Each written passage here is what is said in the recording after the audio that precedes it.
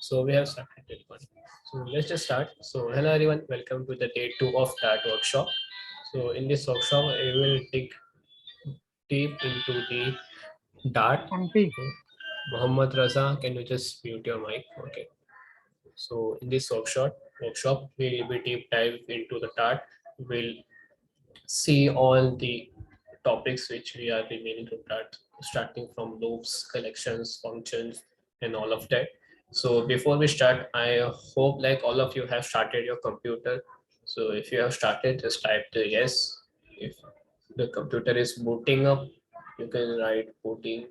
Uh, if you have not just started your computer, just open up, start it. Yes. Okay. So let's just revise what we have covered until now in the day one. So just me open up the VS Code.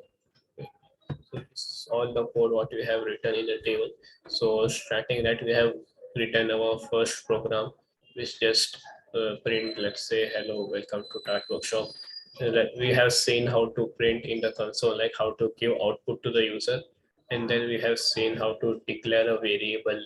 Like I hope you all remember what is the syntax of declaring a variable. So if you have to like save a variable of type integer, let's say you have to save your height, and your height is, let's say, 7, just give it a number 7. So how will you save your height into a variable of name height? So what will be the syntax? So you all can like see onto your screen what is the syntax. So to save a variable, you just write the variable data type and then name, then you write equal to and then the variable data. So this is simply a syntax, and again you can use a where keyword and then again name and then write the data. So variable declaration के ना दो type होते हैं, एक आप like direct data type देते हो या तो फिर आप where यूज करो. अब जब where यूज करते हो तो वो ना अपने आप डेटा को देख के डेटा टाइप ले लेता है. आप int यूज करते हो, लाइक डेटा टाइप यूज करते हो, तो वो समझ जाता है कि भाई लेंथ के अंदर आप इंटीजर ही डालने वाले. सो ये बेसिक होती है वेरिएबल डिक्लेरेशन. फिर उसके बाद हम गए अरिथमेटिक ऑपरेशंस के ऊपर. Arithmetic operation like addition, subtraction, division, multiplication, and we also have modulus which gives us the remainder of the division. So like ये सब हमने कर लिया था, and then we did some increment operation, decrement operation like +1, -1 and all that. And then we went to comparison operator. Like कौन कौन से comparison operator होते हैं? We have equal, we have less than, we have greater than, we have greater than equal to, less than equal to, we have not equal to. So ये सब different types of comparison operator हो सकते हैं. Please explain about. Okay. So ये क्या रहता है ना कि अभी मेरे को ना कुछ चीज नंबर डिवाइड करना है.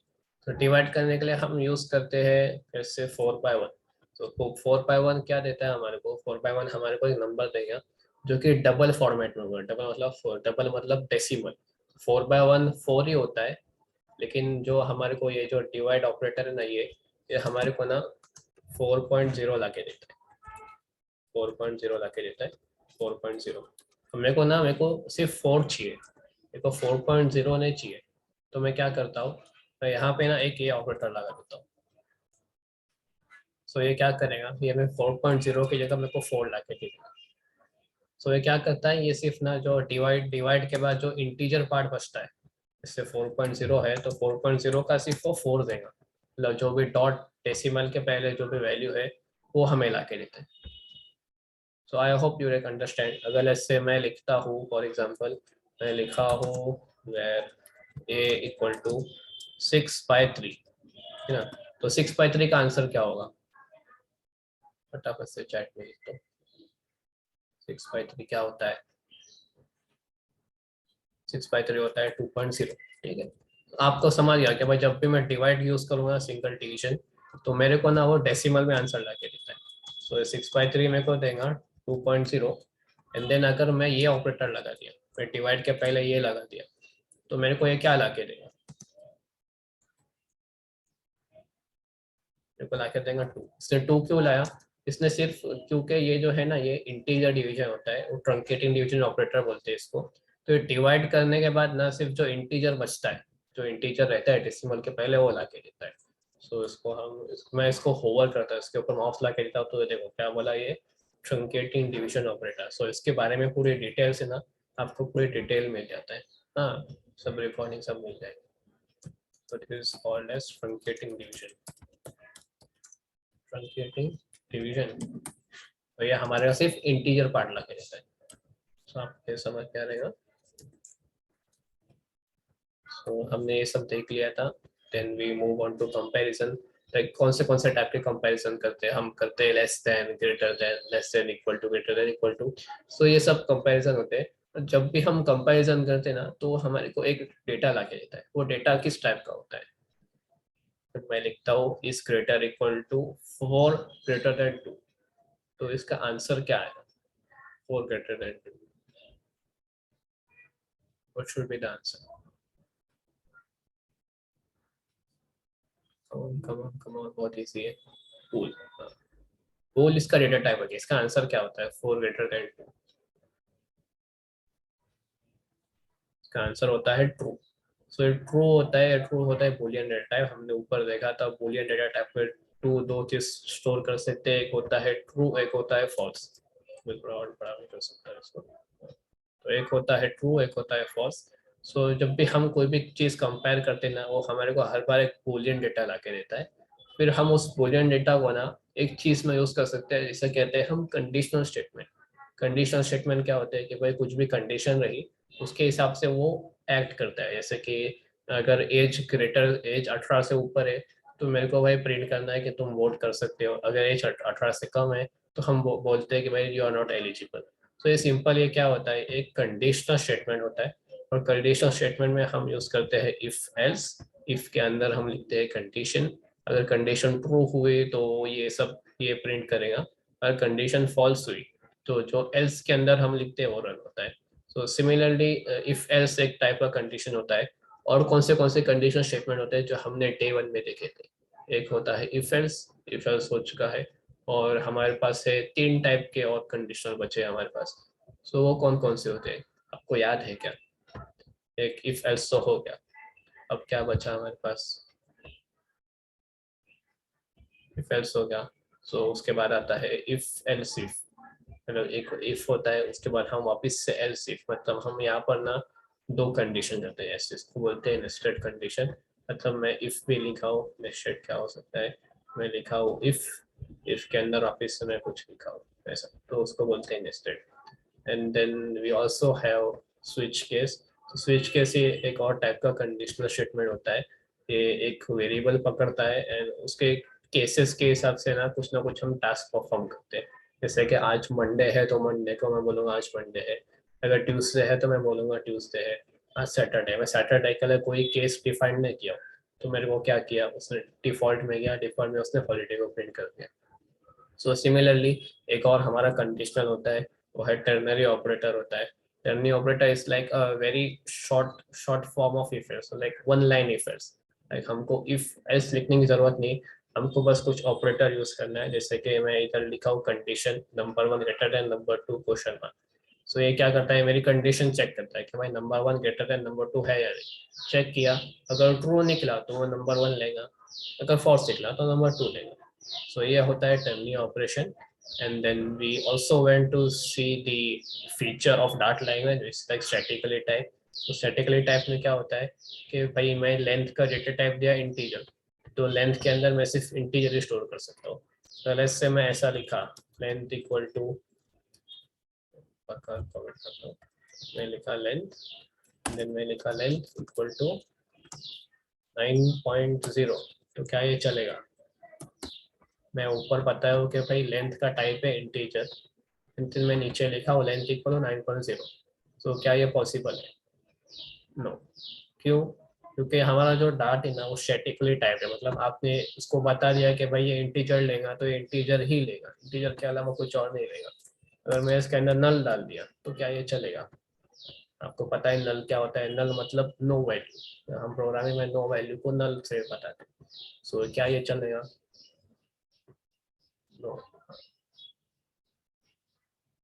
तो विल दिस वर्क? मैं लेंथ के अंदर 10 डाला, फिर मैं लेंथ के अंदर नल डाला, क्या ये चलेगा? नहीं चलेगा। ऐसा क्यों होता है? क्योंकि हमारा डाइट स्टैटिकली टाइप है, टाइप सेफ है, जो टाइप आपने डिफाइन किया है उसके अंदर वही जा सकता है। अभी ऐसा बहुत सारी कंडीशन होती है कि भाई मेरे को ना एक वेरिएबल के अंदर मेरे को, समझ लो मेरा इंट लेंथ है, लेंथ के अंदर मेरे को 10 भी स्टोर करना है और मेरे को नल भी स्टोर करना है। तो उसके लिए मैं क्या कर सकता हूँ, मैं यूज कर सकता हूँ, तो हम बोलते हैं नल सेफ्टी। नल सेफ्टी क्या रहती है कि भाई ये जो मेरा नंबर है, नंबर को मैं इसका टाइप बता दिया int question mark. Int question mark का क्या मतलब होता है? इंट क्वेश्चन मार्क का ये मतलब हुआ कि भाई इसके अंदर इंटीजर वैल्यू भी रह सकती है और इसके अंदर नल वैल्यू भी रह सकती है। अभी मैं फेवरेट नंबर के अंदर 1 डाला हूँ, तो मैं नेक्स्ट लाइन पे जाऊंगा। नेक्स्ट लाइन पे जाके इधर मैं लिख सकता हूँ for favourite number equal to null. तो ये अभी चलेगा। क्यों चला? क्योंकि हमने इसको बता दिया कि भाई फेवरेट नंबर के अंदर हम इंटीजर भी डाल सकते हैं और फेवरेट नंबर के अंदर हम नल भी डाल सकते हैं। इसको इसको हम कहते हैं साउंड नल सेफ्टी। मतलब मैं बता रहा हूँ कि भाई इंटीजर के अंदर, फेवरेट नंबर के अंदर नल भी रह सकता है और इंटीजर भी रह सकता है। मतलब हम बोल के, मतलब बिना बोले हम उसके अंदर नल ने स्टोर कर सकते हैं। हमें पहले उसको बताना पड़ेगा कि भाई मैं फेवरेट नंबर के अंदर इंटीजर भी डाल सकता हूँ एंड देन नल भी डाल सकता हूँ। एंड देन एक किसी का डाउट था कि भाई मेरे को ना एक समझ लो क्या है, स्ट्रिंग को इंट में कन्वर्ट करना है। जैसे मेरे को ना एक नंबर दिया हुआ है वेर हम, वो स्ट्रिंग में दिया हुआ है जैसे 1 ऐसा दिया हुआ है। तो मेरे को ना अभी इसको इंटीजर में कन्वर्ट करना है ताकि मैं इसके क्या बोलते हैं अरिथमेटिक ऑपरेशन परफॉर्म कर सकूं। लाइक मैं ऐसा नहीं लिख सकता हूँ ना 1+1, 1+ अगर मैं ऐसा लिखा 1+1, तो ये क्या कर रहे हैं आप, दो स्ट्रिंग को ऐड कर रहे हैं। और दो स्ट्रिंग को ऐड करते हो ना तो कॉन्कैटिनेट होता है, मतलब इसका आंसर आपको आता है 1 1। लेकिन जब मैं इसका इंटीजर परफॉर्म करता हूँ 1+1, मैं ऐसा करूँगा, इसका आंसर आएगा 2। क्यों? क्योंकि ऊपर वाला जो 1 है ये स्ट्रिंग है, और स्ट्रिंग एक साथ ऐड नहीं हो सकते। अगर ऐड होते भी है तो कॉन्कैटिनेट होते हैं, मतलब एक के बाद एक ऐसा ऐड होते हैं। और हमको करना है एरिथमेटिक ऑपरेशन, मतलब मेरे को 1+1 करना है मैथ्स वाला, इसका आंसर 2 आता है। उसके लिए मेरे को ये नंबर को ना पहले इंटीजर में कन्वर्ट करना पड़ेगा। मैं इंटीजर में कन्वर्ट कैसे करूँ? तो मैं क्या लिखूंगा, int dot parse. Int dot parse क्या करता है, एक स्ट्रिंग होते हैं, स्ट्रिंग स्ट्रिंग में से वो इंटीजर एक्सट्रैक्ट करता है। इंट डॉट पार्स के अंदर नम डाला। अरे मैं इसको सेव करूंगा एक वेर आई में स्टोर करता हूँ। एंड देन मैं लिखता हूँ प्रिंट आई, प्रिंट आई। अब मैं इसको सेव करूंगा, मैं इसको रन करने का टर्मिनल खोलूंगा एंड टर्मिनल में मैं लिखूंगा dart run day1 dot dart. ये था हमारा कमांड डार्ट फाइल को रन करने के लिए। फिर मैं इसको दबाया एंटर। इससे मेरे को 1 ला के दिया। अभी मैं आई जो है आई के अंदर 1 है। अब मैं लिखता हूँ i+1, मतलब मैं 1+1 बोल रहा हूँ प्रिंट कर। इसका आंसर क्या आना चाहिए, 1+1 क्या आना चाहिए आपको? 1+1 आना चाहिए 2। अब मैं इसको रन किया तो मेरा आंसर आया 2। सेम आई 1+1 लिखा मैंने प्रिंट के अंदर, आई की वैल्यू 1 है, 1 के अंदर मैं +1 किया तो 1+1 क्या होता है, 2 होता है। अभी ऊपर जो मेरा स्ट्रिंग है, स्ट्रिंग अभी से मैं प्रिंट कर रहा हूँ, प्रिंट ये जो स्ट्रिंग नंबर है, नंबर है जिसका टाइप स्ट्रिंग है, मैं उसके अंदर प्लस कर रहा हूँ 2 1। तो ये ना मेरे को कुछ एरर दे रहा है। मेरे को एरर क्या दिया, the argument type int can't be assigned to parameter type string. मतलब क्या है कि जो हमारा 1 है ये इंटीजर है, इंटीजर के अंदर हम स्ट्रिंग, मतलब ये जो स्ट्रिंग है, स्ट्रिंग के अंदर हम इंटीजर में डाल सकते हैं। मैं इसको ना स्ट्रिंग बना देता हूँ। ये जो 1 था मेरा, इसको स्ट्रिंग बना दिया। तो पहले प्रिंट कर रहा हूँ कि नंबर है हमारा स्ट्रिंग प्लस एक और स्ट्रिंग। अभी मैं वही बताया 1+1 क्या होता है। स्ट्रिंग में 1+1 किए तो हमारे को 11 देगा, अगर इंटीजर 1+1 किए तो हमारे को 2 देगा। यही फंडा है कि अपने को अगर कन्वर्ट करना है कोई स्ट्रिंग नंबर को इंटीजर में, तो हम यूज करते हैं int डॉट पार्स नम। हमारे पास कुछ ऐसी प्रॉपर्टी नहीं होती कि num dot to int, num dot to int ऐसा कुछ नहीं होता है। Like this does not exist, does not exist.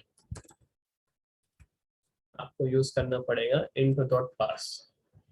तो जिसका भी डाउट था, आई होप कि आपको समझ में आ गया रहेगा कि भाई हम स्ट्रिंग को कैसे इंटीजर में कन्वर्ट करते हैं। ठीक है। ये था हमारा छोटा सा रिकैप कि भाई हमने क्या किया डे 1 पे। अभी हम जाते हैं सीधा डे 2 पे। डे 2 के लिए मैं एक न्यू फाइल बनाता हूँ। मैं इधर ये खोलता हूँ, मैं इधर जाता हूँ, नाम लिखता हूँ day2 डॉट डार्ट। एंटर। तो ये मेरी day2.dart की फाइल बन गई। मैं इसके अंदर लिखता हूँ मेन एंड देन एंटर दबाता हूँ, तो ये मेरा ऑटो कंप्लीट कर देगा। मेरे को इसको रन करना है तो मैं लिखूंगा dart रन day_2.dart। मैं एंटर दबाऊंगा तो ये रन होगा। फिलहाल तो ये फाइल खाली है तो कुछ नहीं होगा। अब मैं इसके अंदर लिखता हूँ प्रिंट का। अब मैं इसको रन करूंगा तो इसका क्या आउटपुट आना चाहिए। मैं रन कर रहा हूँ day2 की फाइल को, उसके अंदर मैं सिर्फ एक ही चीज लिखा हूँ प्रिंट वेलकम। तो आउटपुट क्या आएगा, वेलकम। ओके, मैं लिखा आउटपुट आया वेलकम। ठीक है।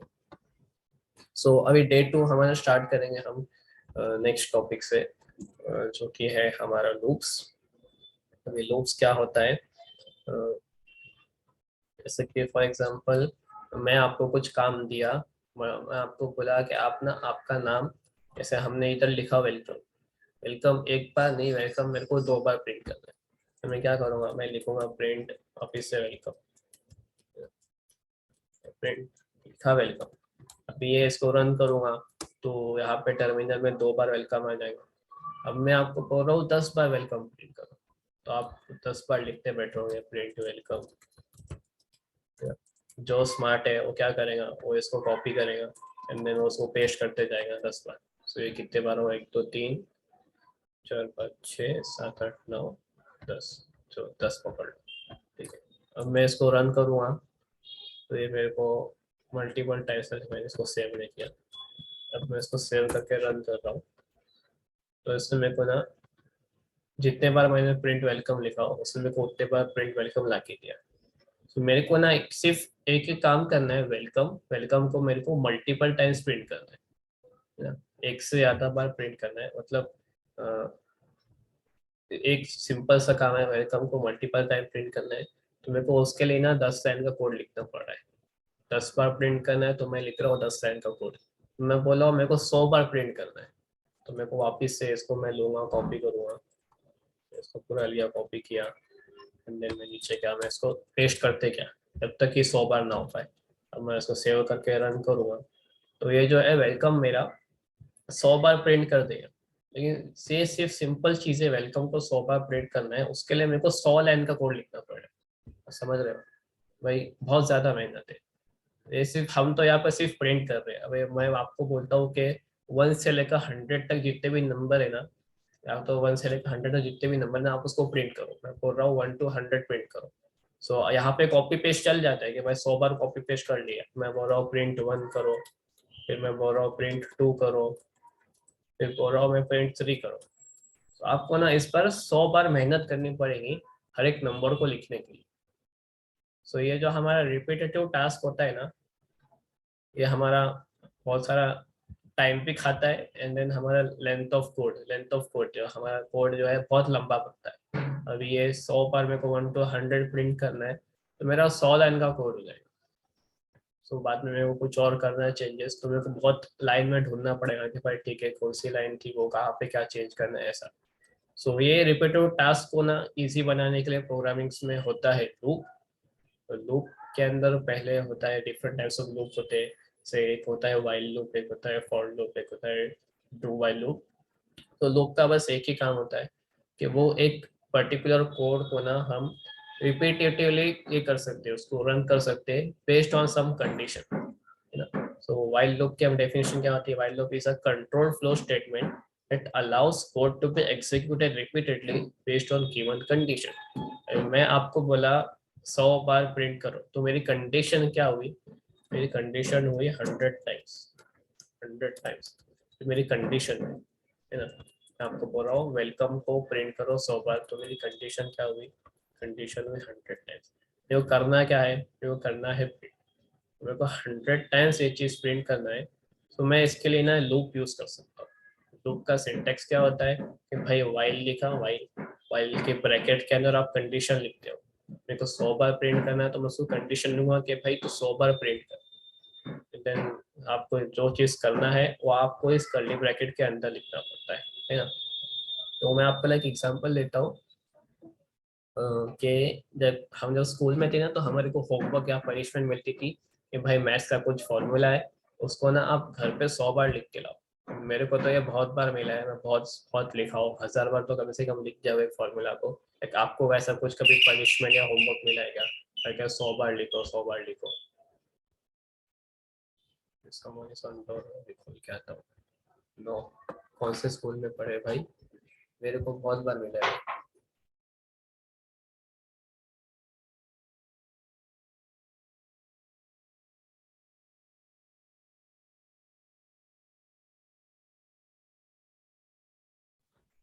Yes, ठीक है, जिसने भी नो बोला भाई आप कौन से स्कूल में पढ़े थे, अच्छी स्कूल है वो।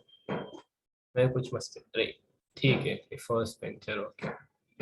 सो एज अ पनिशमेंट भी नहीं, होमवर्क पे बोलता हूँ कि भाई हमको मेमोराइज हो जाए। जैसे फॉर्मूला होता है a² + b² = c²। फॉर्मूला हमको मेमोराइज हो जाए ना, इसलिए हमको टीचर्स लोग होमवर्क देते हैं कि भाई आप इसको ना 100 बार घर पे से लिख के लाओ, इसलिए आपके आके वो आपको मेमोराइज हो जाए। सो हम क्या करते हैं, मेरे को होमवर्क मिला तो मैं घर पे जाता हूँ, बुक खोलता हूँ, बुक का एक पेज निकलता हूँ, वहाँ पे ऊपर लिखा हुआ रहता है कि right a² + b² = c², 100 times. तो ये मेरे हो गए हेडिंग। हेडिंग के अंदर ये हेडिंग क्या बता रही है कि भाई मेरे को ना ये एक चीज लिखना है, a² plus plus sorry a² + b² = c²। मेरे को ये 100 टाइम्स लिखना है। सो ये चीज बता देती है कि भाई मेरे को एक काम ना रिपीटेटिवली करने का है 100 टाइम्स। कब तक करना है? 100 टाइम्स करना है। सो मैं क्या करता हूँ, मैं नेक्स्ट लाइन पे जाता हूँ, लिखता हूँ a² + b² = c²। मैं ऐसा क्या करता हूँ, मैं इसको इसको ना लिखते जाता हूँ, लिखते जाता हूँ, लिखते जाता हूँ। तो मेरे को ये कब तक करना है? मेरे को 100 टाइम्स करना है।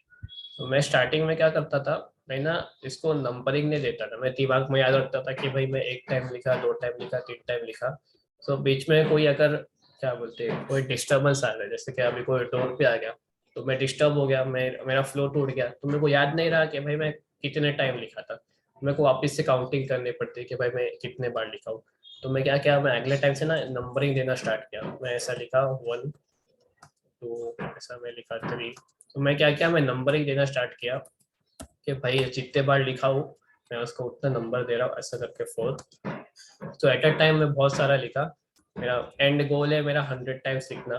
तो मैं 4 के बाद मैं पहुंच गया 99 पे फॉर एग्जाम्पल। मैं बहुत टाइम लिखा, 99 पहुंच गया, मैं 100 पे पहुंच गया। तो जैसे ही मैं 100 पे पहुंचा ना, मैं चेक किया कि भाई मेरे को बोला है 100 ही टाइम करना है। तो मैं 100 पे पहुंच गया, 100 पे लिख दिया और मैं लिखना खत्म कर दिया।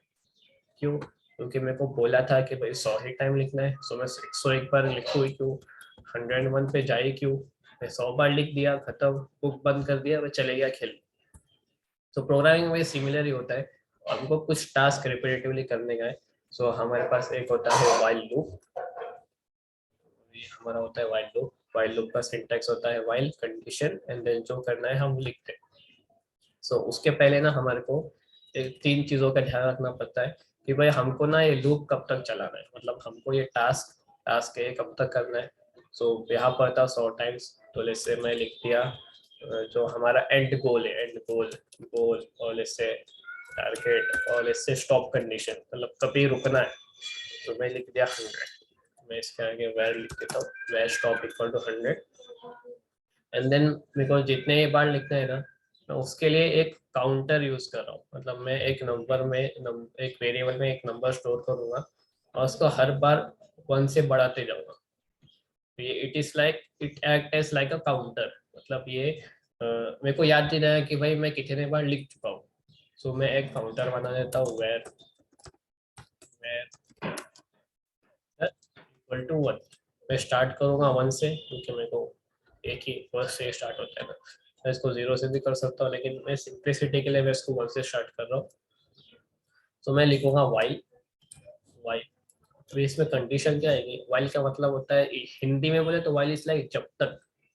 जब तक जब तक मेरा काउंटर जो है ना, मैं क्या कर रहा था, काउंटर लिख रहा था, 1 किया लिखा, देन काउंटर को 1 से इंक्रीज किया, फिर वापस से लिखा। सो काउंटर मेरा 100 पहुंच गया, 100 पे मैं लिख दिया।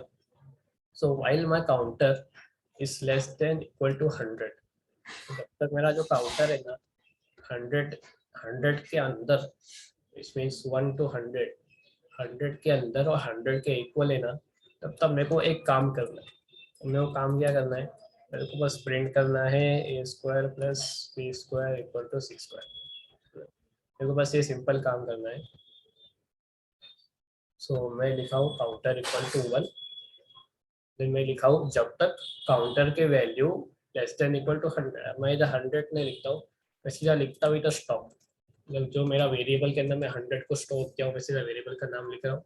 मैं लिख रहा हूँ counter is less than equal to 100। मतलब जब तक मेरा काउंटर है ना मेरे स्टॉप के अंदर, स्टॉप के इक्वल है उसके अंदर है, तब तक मेरे को यह प्रिंट करना है। तो मैं क्या किया, काउंटर 1 है, 1 लिया एंड देन मैं प्रिंट किया। मेरे को क्या करना है, मेरा जो 1 है 1 को 2 करना है, मतलब मेरे को 1 को है 1 + 1 करना है। सिमिलर चीज हमें यहाँ पे भी करनी पड़ेगी। हम क्या करेंगे, हमारा जो काउंटर है, काउंटर को 1 से बढ़ाएंगे, काउंटर +1। तो ये हमारा काउंटर की वैल्यू बढ़ गई। सो सिमिलर हम लोग को समझते हैं कि हमने स्टॉप बता दिया 100, हमने काउंटर बता दिया 1। So while counter is less than equal stop, तो पहले काउंटर की वैल्यू 1 थी, स्टॉप की value 100। So 1 is less than equal to 100। क्या ये फॉल्स आएगा या ट्रू आएगा? 1 is less than equal to 100। इसका आंसर क्या आना चाहिए आपके हिसाब से? क्या इसका आंसर फॉल्स आएगा या इसका आंसर ट्रू आएगा? आंसर आएगा ट्रू। सो हमारी कंडीशन ट्रू हो गई। तो हमारे वाइल की कंडीशन ट्रू हो गई, तो हम ये कर्ली ब्रैकेट के अंदर जाएंगे, कर्ली ब्रैकेट के अंदर जाएंगे, फिर जो लिखा हुआ है उसको रन करेंगे। सो हमारा ट्रू हो गया, तो हमने प्रिंट कर दिया a² + b² = c²। प्रिंट कर दिया। अब मैं क्या करूँगा, काउंटर को इंक्रीमेंट करूँगा। अब ये जो काउंटर प्रिंट, हाँ मैं वो भी बताता हूँ। ये अभी मेरे को ना इसके साथ, मतलब मैं इधर क्या लिख रहा था 1.a² + b², तो मेरे को यहाँ पे भी वो प्रिंट करना है। तो मैं एक सिंपल चीज यूज कर सकता हूँ, जो मेरा काउंटर है ना, काउंटर के अंदर ये वैल्यू है 1 है 2 है, मेरा काउंटर जो है इसमें को वैल्यू ला के देगा। तो मैं यहाँ पे लिखूंगा डॉलर सिंबल, जो डॉलर होता है, एंड देन काउंटर। तो डॉलर काउंटर क्या करेगा, जो काउंटर के अंदर जो वैल्यू है वो यहाँ पे लाके छोड़ देगा, सिंपल। तो मेरे को ये लिखना है, एंटर। मेरे को उसके बाद कोलन भी चाहिए, मैं कोलन लिख दिया, मैंने यहाँ पे स्पेस किया हूँ।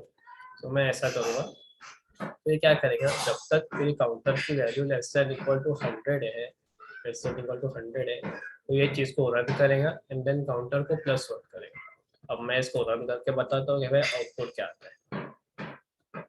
तो आउटपुट को हम देखते हैं, हम इसको बढ़ा देते हैं। तो हमारा आउटपुट देखो भाई, यहाँ से स्टार्ट हुआ 1 पे किया, फिर नीचे चलते गया, हर बार +1 से इंक्रीमेंट हो रहा है, चलते गया, यहाँ पे 100 पे आ गया।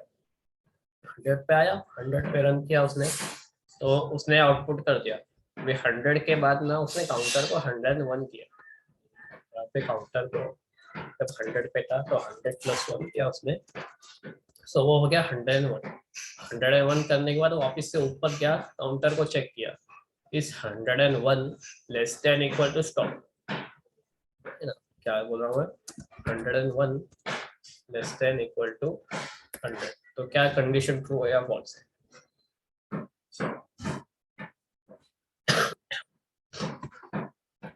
तो इज दिस कंडीशन ट्रू और false? So it is false. So ये फॉल्स हो गया। कंडीशन अगर फॉल्स हो गई ना, हम लूप के अंदर नहीं जाते, हम सीधा लूप के बाहर चले जाएंगे। और मैं लूप के बाहर लिखता हूँ प्रिंट डन। अब मैं इसको भी वापस से रन किया ना, तो यहाँ पे देखो उसने 100 तक लिखा, 100 तक प्रिंट किया, उसके बाद उसने सीधा लिख दिया डन। जैसे ये कंडीशन फॉल्स हो गई, जैसे 101 आ गया, वो इसके अंदर नहीं गया और सीधा नेक्स्ट लाइन पे चला गया और डन प्रिंट किया। अभी हम इसके अंदर एक चीज कर रहे हैं, काउंटर इक्वल टू काउंटर +1, इसको हम बोलते हैं इंक्रीमेंट। इंक्रीमेंट करने के वेरियस ये है सिंटैक्स है।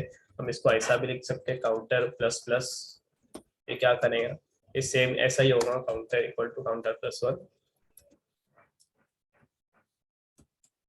Counter equal to counter +1। एक और सिंटैक्स होता है, वो होता है काउंटर प्लस इक्वल टू 1। तो ये सिंटैक्स भी सेम करता है, ये सिंटैक्स भी हमारा काउंटर को 1 से बढ़ाता है।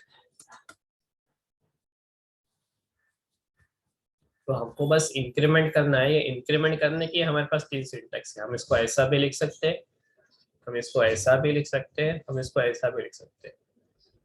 अभी मैं फर्स्ट वाले को कमेंट करता हूँ, लास्ट वाले को कमेंट करता हूँ। मैं काउंटर प्लस प्लस यूज करता हूँ। लेट्स सी क्या हमारा आउटपुट क्या आता है। हमारा आउटपुट क्या आया, उसने स्टार्ट किया 1 से, 1 से लेकर 100 तक गया एंड देन डन। हमारा आउटपुट सेम है। अब मैं क्या करता हूँ, मैं counter plus equal to 1 use करता हूँ। सो अभी इसको वापिस से रन करता हूँ, तो वापिस से जगह आउटपुट 1 से स्टार्ट किया इसने, हर बार 1 से इंक्रीमेंट करते गया एंड देन 100 तक गया एंड देन उसने खत्म कर दिया। तो एक ही चीज है, हमको बस इंक्रीमेंट करना है। इंक्रीमेंट करने के लिए हमारे पास तीन सिंटेक्स है। आपको जो इजी लगता है आप वो यूज कर सकते हो। काउंटर प्लस प्लस यूज कर सकते हो, counter plus equal to 1 use कर सकते हो, आप ये भी यूज कर सकते हो plus plus counter, plus plus counter आप ये भी यूज कर सकते हो। मैं इसको रन करता हूँ, सेम ही आउटपुट आया। इसने 1 से स्टार्ट किया, 100 तक गया एंड देन डन प्रिंट किया। सो इंक्रीमेंट करने के लिए हमारे पास लाइक 4 सिंटैक्स है। आपको जो इजी लगता है आप इसे यूज कर सकते हो। इनका थोड़ा वर्किंग अलग है। सबसे सिंपल होता है कि हम counter equal to counter plus 1 करें, फिर थोड़ा लंबा हो जाता है। इसका शॉर्ट फॉर्म होता है counter plus equal to 1 and जो काउंटर प्लस प्लस होता है वो होता है post increment and plus plus counter होता है वो प्री इंक्रीमेंट। तो आई होप ये आपको सब समझा रहेगा। समझा है तो यस यस यस लिख दो।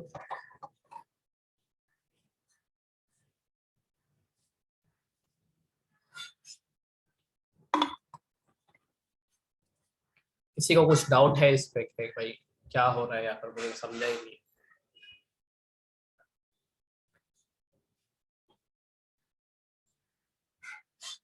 कुछ डाउट है तो आप डाउट लिख सकते हो। तो ये हमारा एक सिंपल था। मेरे को ना एक रिपीटेटिव काम करना था, मेरे को 1 to 100 ये सब करना था। तो मैं क्या किया, मैं 100 लाइंस लिखने की जगह मैं बस ये 1 2 3 4 5 6 लाइन के कोड में खत्म कर दिया। मैं 6 लाइन के कोड को ना 3 लाइन का कोड भी बना सकता हूँ, लेकिन आपको समझने आना चाहिए इसलिए मैं 6 लाइन का कोड बनाया हूँ। मैं स्टॉप को 100 किया हो, फिर काउंटर को 1 किया हो, फिर वाइल लिखा हो, वाइल के अंदर कंडीशन लिखा हो, फिर मेरे को जो प्रिंट करना है मैं प्रिंट लिखा हो, फिर मैंने इंक्रीमेंट किया हो एंड देन खत्म होने के बाद मैं प्रिंट डन किया हो। तो ये सिंपल होता है वाइल लूप। वाइल लूप से हम बहुत सारे रिपीटेटिव काम कर सकते हैं। जैसे मैं आपको बोल रहा हूँ 1 to 100 प्रिंट करना है तो आप कैसा करोगे। तो सबसे पहले हम हमने जो पहले किया वैसा ही हम स्टार्ट करते हैं। सबसे पहले हम एक स्टॉप लगाएंगे। तो मेरा फाइनल गोल क्या है, 1 to 100 करना है। तो मेरा फाइनल गोल क्या हुआ, मैं स्टॉप, स्टॉप के अंदर वैल्यू क्या जानी चाहिए, 100। ठीक है, अब मेरे को स्टार्ट करना है 1 से। तो मैं लिखूंगा वेर काउंटर, मेरा काउंटर के अंदर वैल्यू क्या जाएगी, 100 जाएगी, 1 जाएगी, 0 जाएगी, 1 जाएगी। शहबाज खान मेरा कोड टर्मिनल में रन नहीं हो रहा है, वो सिर्फ डेबग कंसोल पर ही शो हो रहा है। अब कमांड से रन कर रहे हैं ना, कमांड से रन करोगे डेबग कंसोल में नहीं जाएगा, टर्मिनल में ही रन होगा। कमांड कमांड से ही रन करो तो टर्मिनल में जाके रन होगा, कोई और मेथड यूज मत करो। तो मेरा मैं लिख देता हूँ प्रिंट 1 to 100। तो मैंने स्टॉप कंडीशन, क्योंकि मेरा स्टॉप 100 पे करना है, स्टार्ट 1 से करना है, तो मैं लिखूंगा वाई। वाई देखो कब तक करना है ये काम, पाथ शो तो ये पाथ शो, पाथ शो नहीं हो सकता। मेरे को वाइल के अंदर एक कंडीशन लिखना है। अभी वो कंडीशन यहाँ पे क्या है, मेरे को 1 से 100 तक जाना है। अगर मेरे को 100 पे जाके रुक जाए तो what should be the condition. Counter और स्टॉप का यूज करके मैं लिखूंगा counter is less than equal to 100। मतलब जब तक काउंटर की value less than equal to 100, less than equal to stop, तब तक काउंटर की value less than equal to stop है। मेरे को एक काम करना है, वो क्या काम है, मेरे को बस प्रिंट करना है काउंटर। ये हो गया। क्या ये मेरा कोड चलेगा, क्या ये इतना कोड मेरा सही है। यार फिर कुछ मिसिंग है, ऊपर का कोड देख सकते हो आप, ये मेरा ऊपर का कोड एंड देन ये मेरा नीचे का कोड, कुछ मिसिंग है या सब सही है? ऊपर का कोड था स्टॉप काउंटर वाइट में था increment counter plus plus, yes. मैं क्या किया, मैं कंडीशन लिख दिया जब तक ये इससे कम है तब तक तू अंदर वाला चीज रन कर। मैं लिखा प्रिंट काउंटर, उसे प्रिंट करेगा एंड देन मेरे को एक चीज करना है, वो है काउंटर को इंक्रीज करना है। काउंटर को इंक्रीज करूंगा तभी जाके ये 1 ना 2 बनेगा, 3 बनेगा, फिर 4 बनेगा, फिर जाके 100 तक जाएगा। अगर मैं काउंटर को इंक्रीज नहीं करता हूँ तो क्या सीन होगा कि ये काउंटर ना हर बार 1 ही रहेगा।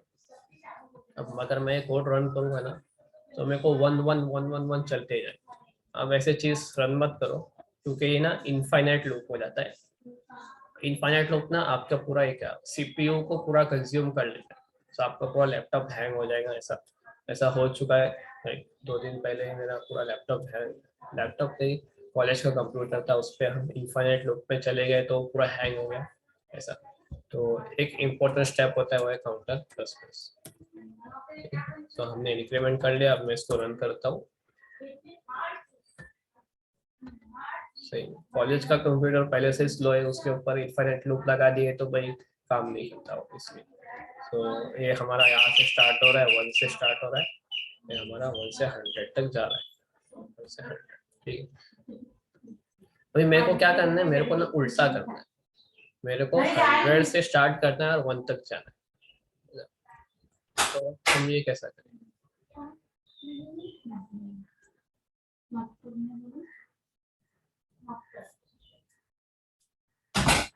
अब मेरे को ना 100 से स्टार्ट करना है और 1 तक जाना है, तो मैं कैसा करूँगा, प्रिंट 100 to 1।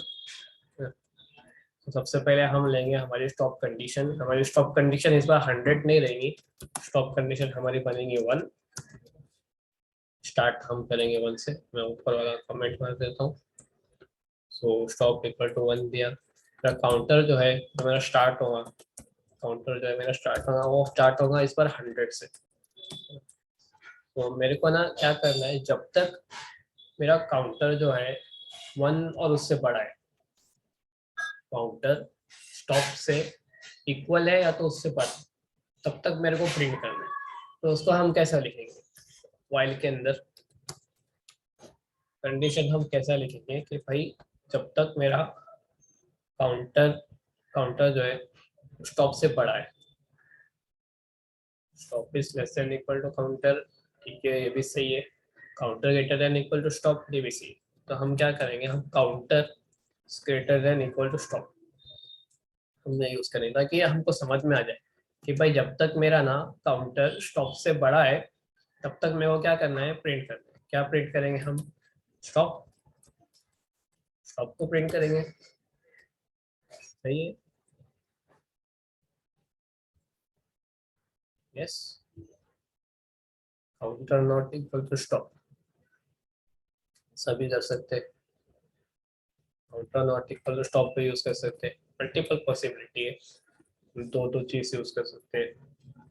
हमको स्टॉप नहीं प्रिंट करना है, हमको आपको काउंटर प्रिंट करना है। हमारा काउंटर 100 से स्टार्ट होगा, देन हमारे को 100 से उसको 99 करना है, मतलब हमारे को डिक्रीमेंट करना है। तो हम वो कैसे करेंगे, अब सिंपली लिख सकते हैं काउंटर इक्वल टू काउंटर -1, अतः इसको शॉर्ट फॉर्म में भी लिख सकते हैं।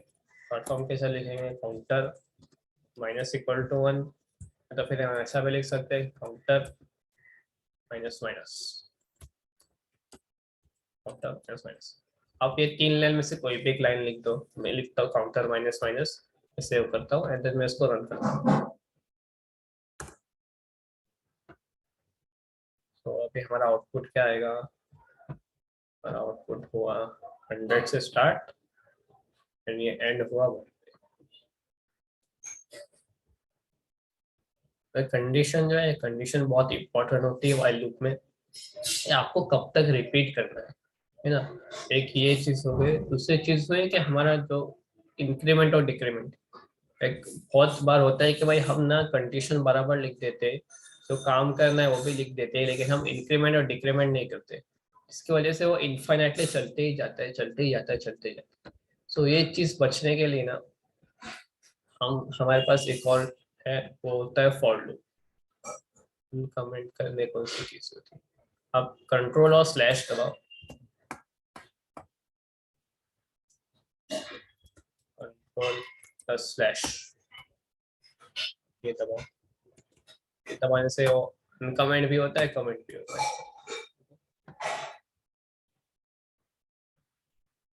मैं ऊपर के कोड्स को ये तो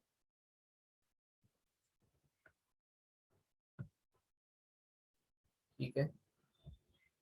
तो काउंटर के अंदर एक वाइल लूप के अंदर क्या होता है, कंडीशन होती है, एंड देन जो हमारा इंक्रीमेंट डिक्रीमेंट होता है ये इंपॉर्टेंट होता है। एक कंडीशन इंपॉर्टेंट होती है, इंक्रीमेंट डिक्रीमेंट इंपॉर्टेंट होता है, और ये होता है कि हमारा स्टार्ट और स्टॉप कहाँ से क्या करते हैं, तो ये चीज़ इंपॉर्टेंट होती है। तो वाइल लूप का जो सिंटैक्स है ना, उसके अंदर हम ना बहुत बार ये सब चीज़ें भूल जाते हैं। हम कभी काउंटर को इंक्रीमेंट करना भूल जाते हैं, या तो फिर कभी हम स्टॉप जो भी है कंडीशन उसको गलत ले लेते हैं। सो वाइल लूप के कुछ ड्रॉबैक है कि ये ना इतना फ्रेंडली नहीं है, हम कुछ चीज़ें कभी कभी भूल जाते हैं। सो इस चीज़ को ओवरकम करने के लिए ना हमारे पास एक नेक्स्ट टाइप का लूप होता है, वो होता है फॉर लूप। फॉर लूप का सिंटैक्स ऐसा रहता है, फॉर की बात आपका जो स्टार्ट है, आप स्टार्ट कहाँ से करते हैं आप यहाँ पर लिखोगे, आपकी कंडीशन क्या है आप कंडीशन यहाँ पे लिखोगे, एंड आपको इंक्रीमेंट डिक्रीमेंट जो करना है वो आप यहाँ पे लिखोगे। सो लेट्स जस्ट सी कि हम फॉर लूप के मदद से कैसा हमारा 1 to 100 प्रिंट कर सकते हैं। फॉर लूप 1 to 100, ठीक है। तो फॉर का सिंटैक्स क्या है, फॉर लिखना है, ब्रैकेट डालना है ना, और कर्ली ब्रैकेट, और उसके अंदर ना 3 पार्ट है, एक दो तीन, तो 3 पार्ट को डिवाइड करते हैं हम सेमीकोलन से। पहले पार्ट के अंदर हम लिखते हैं हमें स्टार्ट कहाँ से करना है, जैसे हम यहाँ पर लिखे थे ना, बुक पर लिखे थे काउंटर इक्वल टू 1, यहाँ पे लिखे थे काउंटर इक्वल टू 0।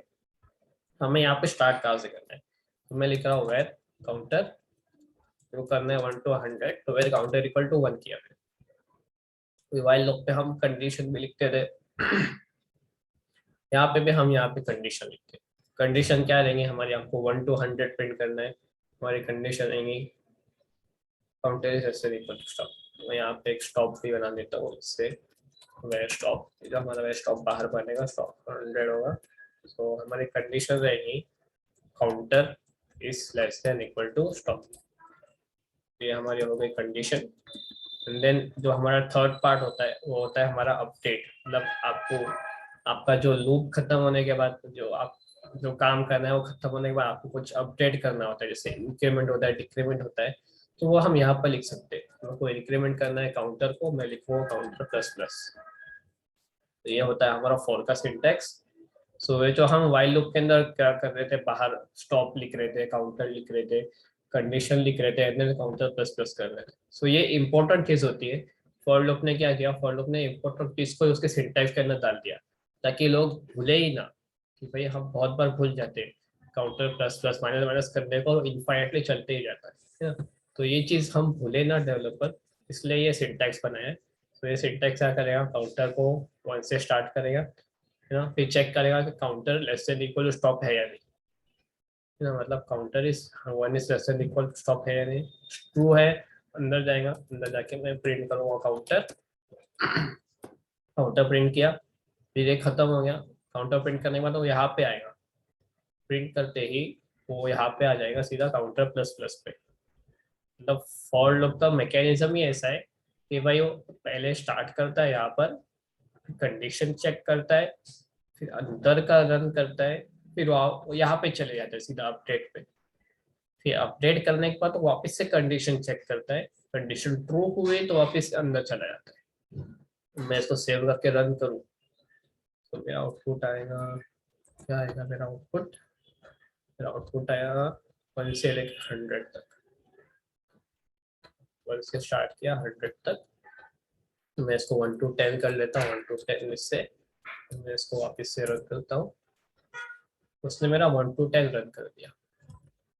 तो ये होता है हमारा फॉर लूप। फॉर लूप का सिंटैक्स मैं आपको लिख देता हूँ शॉर्ट फॉर्म में। हम इसे लिखते हैं फॉर और क्या होता है इनिशियलाइज, तो हमारा स्टार्ट होता है, फिर इधर होता है कंडीशन, सेमीकोलन के बाद होता है अपडेशन, ठीक है। फिर उसके बाद हमको जो काम करना है वो हम यहाँ पे लिख देते हैं कर्ली ब्रेसेस के अंदर, तो जैसे हमारा प्रिंट है, प्रिंट समथिंग। तो ये होता है हमारा फॉर लूप का सिंटैक्स। फॉर लूप सेम ही होता है व्हाइल लूप के जैसा, ये जो भी हमारा कंडीशन जब तक सेटिस्फाइड है तब तक वो रन करते रहेगा, रन करते रहेगा, करते रहेगा। बस इसमें ऐसा रहता है कि भाई ये थोड़ा ना डेवलपर फ्रेंडली भी बोल सकते हैं इसको,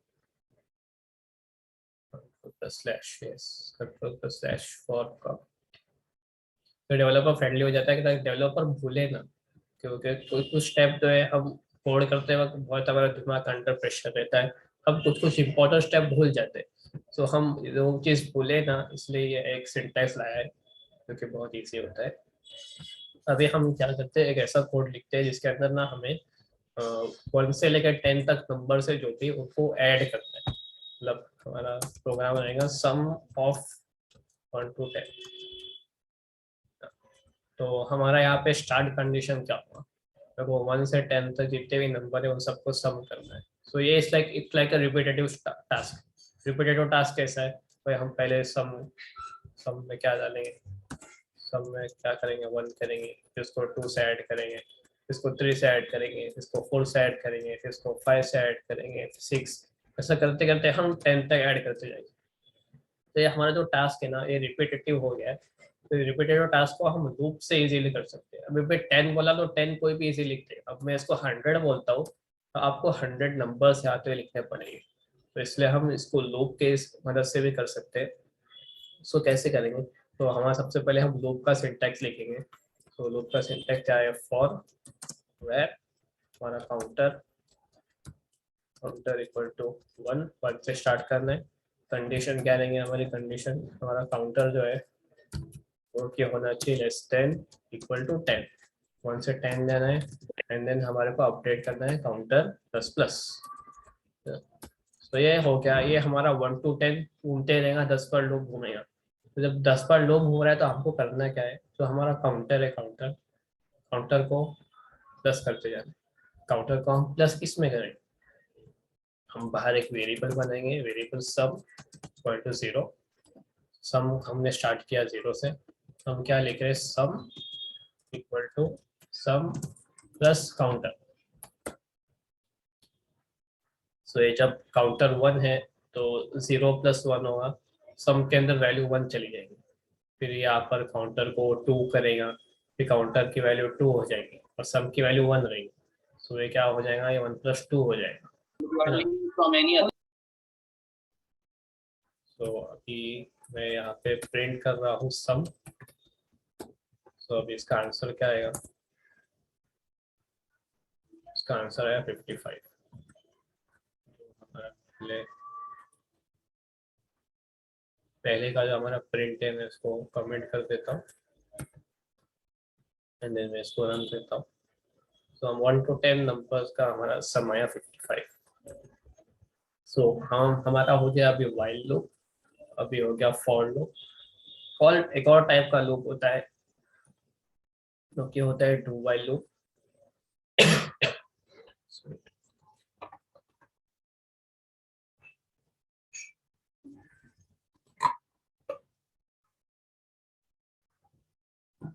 डू वाइल लूप पढ़ने से पहले हम पढ़ते हैं ब्रेक स्टेटमेंट।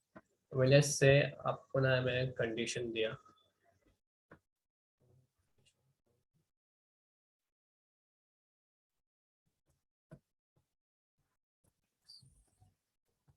तो हम हमारा लूप क्या हो रहा है, हमारा लूप ना कंटिन्यूस चलते जा रहा है। हमने उसको स्टार्ट बोला 1 से कर एंड 10 पे कर, तो 1 to 10 चला गया। जैसे आपको क्या करना है कि भाई आपको एक ऐसा कोड बनाना है कि मैं बोला सम 1 to 10 कर, मैं बोल रहा हूँ कि आपका जो सम है ना, सम सम जो मैक्सिमम होता होना चाहिए वो 30 होना चाहिए। मतलब आपको ना 1 से लेकर 10 तक ऐड करना है। ऐड तब तक करना है जब तक सम की वैल्यू, मतलब उसकी मैक्स वैल्यू होना चाहिए 30, तो मैक्स इक्वल 30। अब जब तक सम 30 के अंदर है ना तब तो आपको प्लस करते जाना है जितने भी नंबर है उसको। तो जैसे ही 30 पहुंच गया ना, आपको प्रिंट करना है कि कौन सा लास्ट नंबर है जिससे ऐड करते करते 30 हो गया। तो फॉर एग्जाम्पल इससे हम कर रहे हैं 1 + 2 + 3 + 4 + 5 है ना। तो ऐसा करते करते ना एक ऐसा पॉइंट आएगा कि जहाँ पे ना हमारे सम की वैल्यू कुछ ना कुछ होगी। जैसे अराउंड वो होंगे 26 से कुछ भी होगी। सो वो कौन से नंबर पर 26 हो रही है ये हमारे को जानना है कि कौन से नंबर पे सम की वैल्यू मैक्सिमम लाइक 30 तक जा रही है। तो उसके लिए हमको क्या करना पड़ेगा ना, एक फॉर लूप के अंदर कंडीशन लगाना पड़ेगा। तो मैं इसको कॉपी पेस्ट करता हूँ। कॉपी पेस्ट किया, हमको मैक्सिमम 30 तक ही जा रहा है, तो सम 30 होना चाहिए। तो मैं सम को प्लस कर रहा हूँ, देन मैं लिख रहा हूँ if some is greater than 30। मतलब ऐसा कौन सा नंबर ऐड करने पे ना हमारा सम की वैल्यू 30 हो रहा है, हम प्रिंट करेंगे वो नंबर को, प्रिंट काउंटर। एंड देन हमारे को क्या करना है, हमारे को लूप के बाहर चले जाना है। तो उसके लिए हम यूज करते हैं ब्रेक। तो ब्रेक एक ऐसा स्टेटमेंट है कि आप जब भी ब्रेक इनकाउंटर होता है ना, आपका लूप सीधा कैंसिल हो जाता है। मतलब 1 to 10 में बोला हो लूप हमारा 1 to 10 चलना चाहिए, लेकिन जब काउंटर की वैल्यू समझो 5 हो गई तभी मैं लिखता हूँ ब्रेक। होगा तो मैं सीधा लिख देता हूँ if counter equal to 5, counter equal to 5। मेरे को क्या करना है, मेरे को सिर्फ ब्रेक करना है। मैं ये सब को हटा देता हूँ, इधर सिर्फ ब्रेक करता हूँ काउंटर। ओके, हमारा एकदम सिंपल है। ये हमारा लूप है, ये 1 से 10 तक जा रहा है और काउंटर को प्रिंट कर रहा है। जैसे ही काउंटर 5 हो जा रहा है ना, मैं पूरा ब्रेक। ब्रेक का मतलब काउंटर 5 हो गया, 5 मिनट का ब्रेक हो जा रहा है, तो जल्दी ब्रेक लेते लेते सब हटा नहीं। अब मैं कोड को रन करता हूँ, देखते हैं हमारा कोड का आउटपुट क्या होता है। तो हमारा कोड का आउटपुट आया 1 2 3 4 5। मेरा क्या कोड था, काउंटर 1 से स्टार्ट करना है, 10 तक जाना है और हर बार 1 से प्लस करना है। तो हमारा प्रिंट काउंटर 1 से स्टार्ट हुआ, 1 हुआ, 2 हुआ, 3 हुआ, 4 हुआ एंड देन 5 हुआ। जैसे ही 5 हुआ ना, ये कंडीशन मैंने लिखा हुआ ना, while if counter equal to 5। ऐसे ही काउंटर की वैल्यू 5 हो गई, जैसे ही मेरी काउंटर की वैल्यू 5 हो गई ना, तो क्या क्या लिखा हुआ मैंने, ब्रेक। ब्रेक का मतलब क्या हुआ कि भाई लूप को तोड़ दो, लूप को तोड़ दो। तो काउंटर की वैल्यू 5 हो गई, ब्रेक लिखा, उसने लूप को तोड़ दिया, मतलब ये लूप के सीधा बाहर चले गया। अब मैं लूप के बाहर प्रिंट करता हूँ, इससे आउटसाइड आउटसाइड लूप। अब मैं इसको वापस से रन करूंगा ना, तो 1 to 5 तक प्रिंट करेगा, उसके बाद सीधा आउटसाइड लूप प्रिंट कर रहा है। मतलब जैसे ही उसको ब्रेक एनकाउंटर हुआ ना, उसने सीधा लूप के बाहर चला गया। वो 10 तक गया नहीं, 10 तक वो गया नहीं, वो सिर्फ 5 तक गया। 5 के बाद उसको ब्रेक मिला, मतलब ब्रेक मैं बोल रहा हूँ तोड़ दे, लूप को तोड़ दे। ब्रेक का सिंपल है, break the loop, break the loop. चाहे लूप खत्म हो या ना हो, कुछ भी हो, लूप खत्म हो या ना हो, आपको लूप को ब्रेक करना। तो ये होता है ब्रेक स्टेटमेंट। ब्रेक स्टेटमेंट क्या करता है, ब्रेक स्टेटमेंट लूप को फटक से तोड़ देता है जब भी वो एनकाउंटर हो जाता है। ठीक है, जैसे कि मैं दिखाता हूँ कि जैसे आई इक्वल टू 3 होता है, हमारा काउंटर है, हम काउंटर यूज करके वहीं पर आई लिखा हो, जैसे आई 3 हो गया ना, ब्रेक आ गया। तो ब्रेक क्या करेगा, सीधा हमारे प्रोग्राम को आउटसाइड फॉर पे लेके आ जाए। ठीक है, इसके बाद है हमारा do while loop. Do while loop क्या होता है, एक और टाइप का लूप होता है, जैसे कि हमारा फॉर लूप हो गया, वाइल लूप हो गया। डू वाइल लूप का अलग सिंटैक्स रहता है। फिर डू वाइल लूप के अंदर हम लिखते हैं पहले डू एंड देन वाइल। मतलब इसको हिंदी में कैसा बोल सकते हैं ना कि भाई जब तक ये है तब तक करो है। वाइल का मतलब ये होता है जब तक ये कंडीशन है तब तक करो।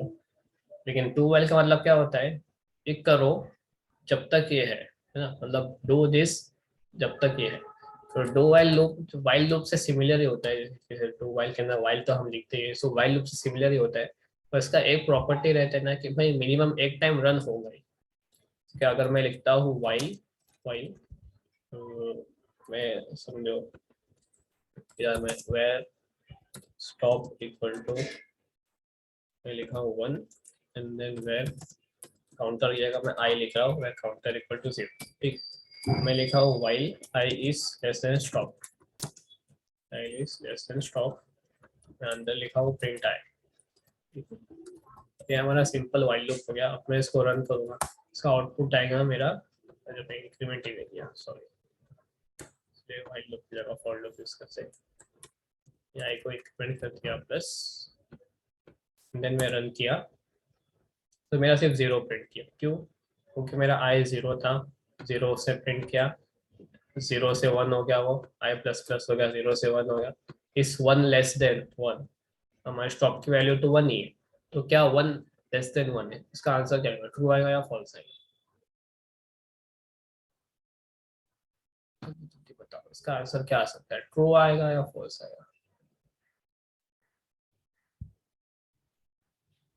इस 1 less than 1, is 1 less than 1, false, 1 less than 1 है, नहीं है, तो ये फॉल्स है। तो उसने एक बार प्रिंट किया, फिर कंडीशन फॉल्स हो गई तो ये बाहर चला गया। अब मैं क्या कर रहा हूँ, मैं स्टॉप को ही 0 कर दे रहा हूँ, मतलब आई भी 0, मेरा स्टार्टिंग पॉइंट भी 0 और मेरा स्टॉप पॉइंट भी 0।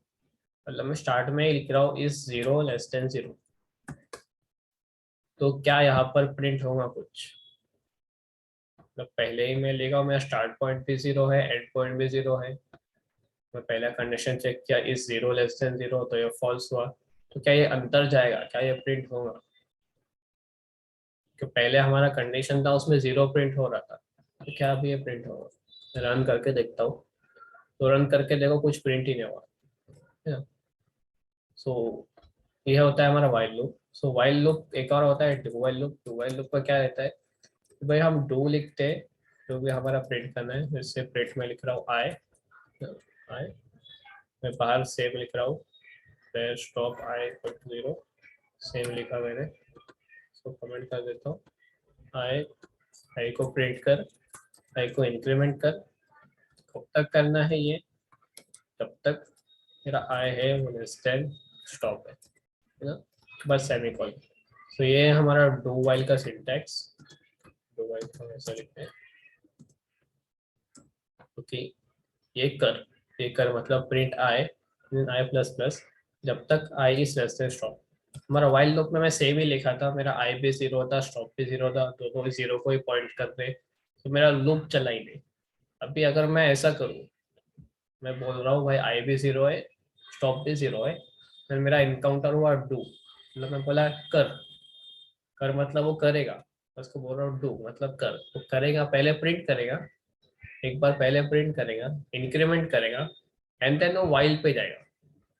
पहले वो करेगा एक बार करेगा, एंड देन वो बाद में कंडीशन चेक करेगा। तो अभी मैं इसको रन करूँ ना, तो मेरे को देखो इस पर 0 प्रिंट हो क्या आ रहा है ना। So do do while loop होता है ना, do while loop always gets executed once, always gets executed once। मतलब जो है ये एक ना एक बार तो चलेगा ही। एक ना एक बार मतलब पहली कंडीशन उसकी चलेगी, भले ही दोनों भी स्टॉप और आए, जो भी हमारा कंडीशन है फॉल्स है, भले ही हमारी कंडीशन फॉल्स है, हमारा do while loop minimum 1 time तो चलेगा। तो जब भी आपके पास कोई ऐसी सिचुएशन हो कि भाई आपको ना लूप को मिनिमम एक बार तो चलाना ही है, चाहे वो कंडीशन ट्रू हो या फॉल्स हो, तो आप डू वाइल लूप यूज कर सकते हो। मोस्टली तो ये यूज तो नहीं होता क्योंकि बहुत ही रेयर कंडीशन पे हमारा ऐसा होता है। सो अगर समझ लो आपका कोई ऐसा कंडीशन है तो आप इसको डू वाइल लूप को यूज कर सकते हो। ठीक है, सो ये हमारा हो गया do while loop. And then हमारा बचा है कंटिन्यू स्टेटमेंट। तो हमने ऊपर देख लिया था ब्रेक स्टेटमेंट। ब्रेक स्टेटमेंट क्या करता है, कुछ भी हो तो भाई ब्रेक कर देता है। Sir how to break teacher input, पहले बता चुका था मैं टीचर इनपुट कैसा होता है। इनपुट लेने के लिए आप यूज कर सकते हो var input equal to stdio करके एंटर दबाओ तो ऊपर इंपोर्ट कर लेगा डाटा को इंपोर्ट करेगा तो आपको stdio dot get read line string, ठीक है। तो ये जो भी हम इनपुट देंगे उसको लाके देगा और ये होगा स्ट्रिंग फॉर्मेट का। मेरे को स्ट्रिंग से इसको इंटीजर में कन्वर्ट करना है तो मैं लिखूंगा let's say var stop equal to int dot parse input, and then 7 question mark. अब मैं इसको रन करूंगा, सबसे पहले मेरे को बोलेगा भाई तो इनपुट है, मैं इनपुट में दिया 0 तो मेरा यहाँ पे आया 0। अब मैं इसको वापस से रन कर रहा हूँ, मैं इनपुट में इसको देता हूँ 10 दे रहा हूँ तो मेरे 10 की वैल्यू इनपुट में आएंगी जो कि स्ट्रिंग रहेंगी, एंड देन मैं उसको स्ट्रिंग से इंटीजर में कन्वर्ट कर रहा हूँ int डॉट पार्स से। अभी मैं इसको रन किया, I am taking int instead of var। ये जो इनपुट है ना, input stdio dot read line string, ये हमारे को स्ट्रिंग ला के देता है। इसका डेटा टाइप है ना, इसका स्ट्रिंग डेटा टाइप है, स्ट्रिंग क्वेश्चन मार्क, ये इसका डेटा टाइप है, वो स्ट्रिंग नलेबल स्ट्रिंग होता है। तो आप यहाँ पर इंटीजर नहीं लिख सकते हो, आपको इंटीजर यहाँ पे लिखना पड़ेगा, आप पहले उसको इंटीजर में कन्वर्ट करना पड़ेगा तभी जाके वो इंट में कन्वर्ट। तो अभी मेरा स्टॉप के अंदर 10 चला गया तो मेरा डू वाइल लूप 0 से लेकर 9 तक चला, ठीक है, समझ गया।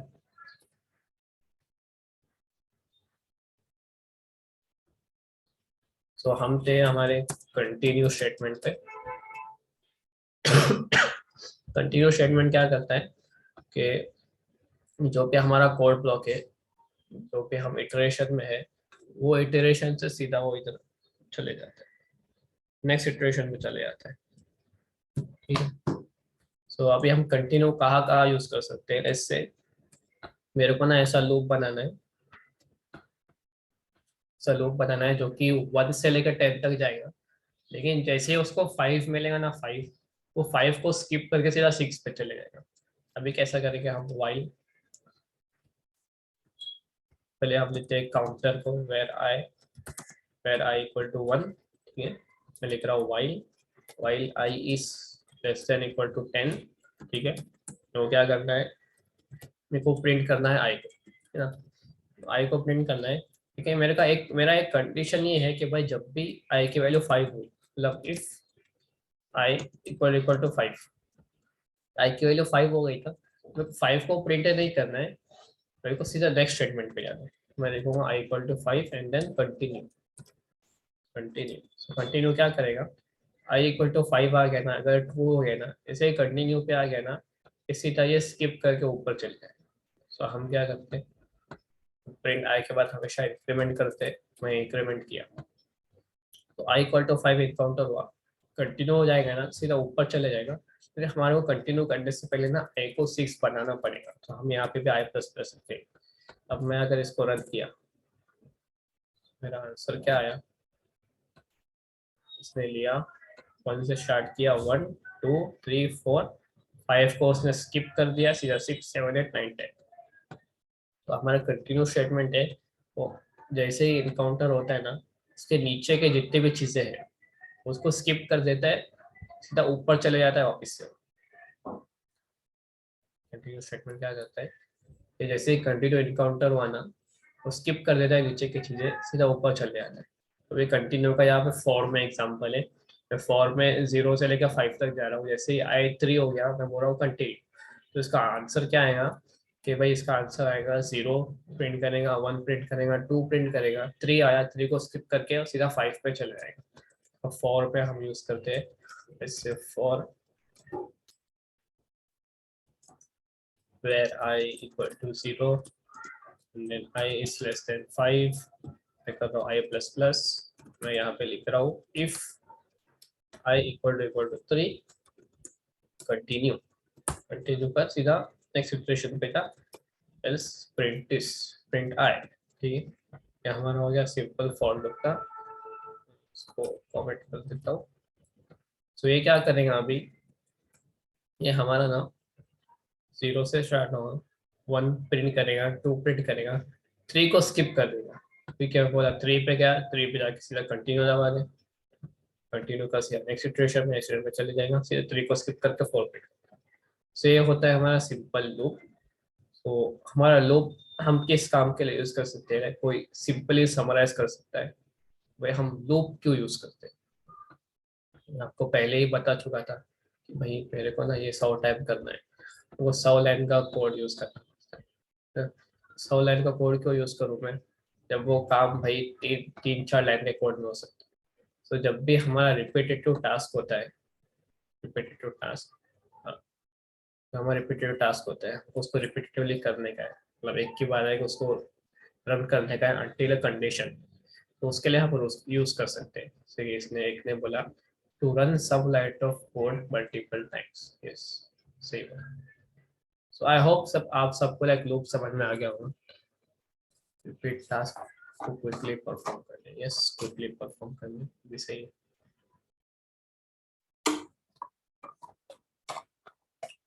किसी का कुछ डाउट है लूप में, लूप में समझ में आ गया क्या आपको loop? No, no doubt, okay ठीक है। तो टाइम है 12:50। तो हम एक काम करते हैं, हम छोटा सा 5 मिनट का ब्रेक लेते हैं।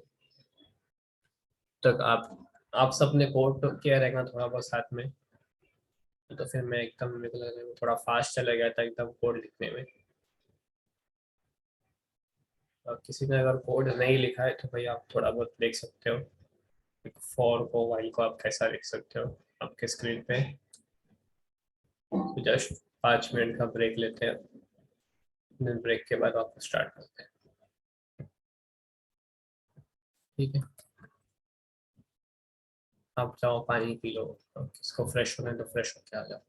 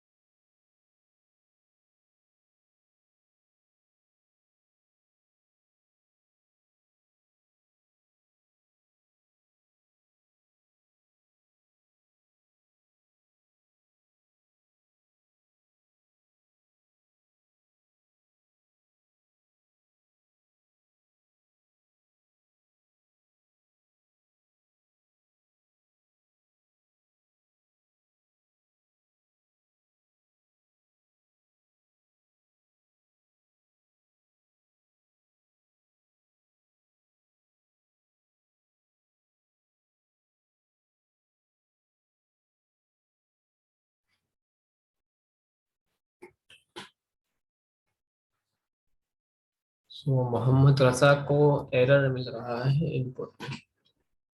क्या आप एक चीज भूल गए हो? आपने लिखा वेर ऑडिबल तो होना, मैं माइक ऑन किया हूँ। यस यस ठीक। तो आपने लिखा है वेर से input equal to stdin dot read line string. ये सही है, आपकी ये लाइन सही है। फिर आपने लिखा है वेर नंबर। ठीक है, मैं तो स्टॉप लिखता हूँ। तो यहाँ पे लिखना है इंट डॉट पार्स इनपुट। ये जो इनपुट है ना, इनपुट का टाइप है ना स्ट्रिंग क्वेश्चन मार्क है। इनपुट पे आप होवर करोगे ना तो आपको दे रहा है string question mark.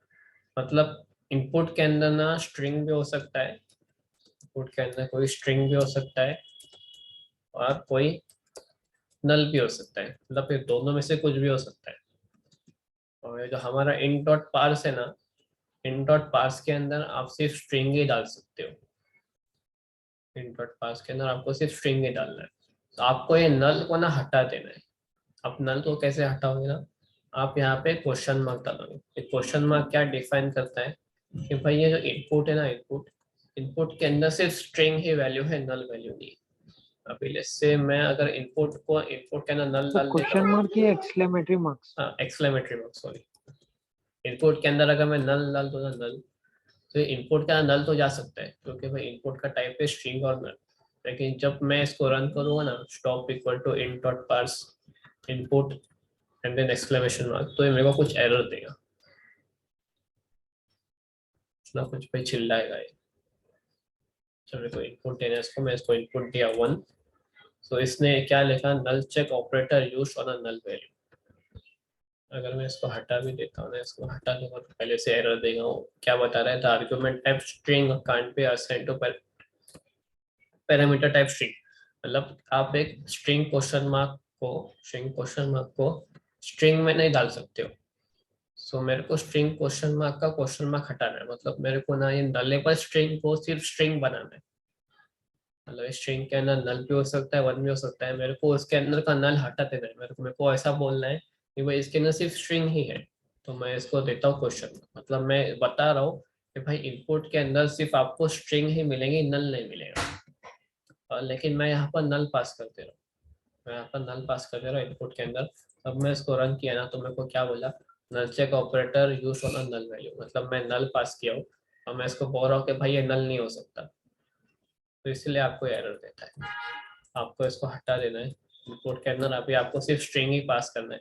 Input question mark का मतलब ये है कि इनपुट के अंदर सिर्फ स्ट्रिंग ही वैल्यू है। अगर इनपुट के अंदर नल वैल्यू हुई गलती से भी तो एरर दे देता है। ठीक, मैं इनपुट दिया तो देगा एरर। अब मैं इसको वापस से रन किया, मैं इसके अंदर 1 पास किया तो इसने कुछ ना कुछ रन कर, मतलब एरर नहीं किया। तो ये क्वेश्चन मार्क का यही मतलब है कि भाई आप बता रहे हो कि भाई इनपुट के अंदर सिर्फ स्ट्रिंग ही वैल्यू है, इसके अंदर नल वैल्यू नहीं। Question mark input question mark मतलब है input only have string value and no null value। ठीक, तो यही आपकी मिस्टेक थी जिसकी वजह से आपको एरर आ रहा। सो हमारा अभी लूप तो खत्म हो गया। सो लूप का मतलब आप समझ गए कि भाई आपको कुछ भी चीज रिपीट करना है, आपको लाइक कॉपी पेस्ट से बचना है तो आप लूप यूज कर सकते हो। तो मैं आपको भाई जब भी कभी आपको ना आपका फ्रेंड दिखे कि भाई वो लाइन को कॉपी पेस्ट कर रहा है, एक ही लाइन को बार बार आपको कुछ रिपीट करना है, तो लाइन को खाली कॉपी पेस्ट कर रहा है, तो आप उसको बताया तो भाई ये लूप ले ले, लूप का इस्तेमाल कर, कॉपी पेस्ट से बच जा।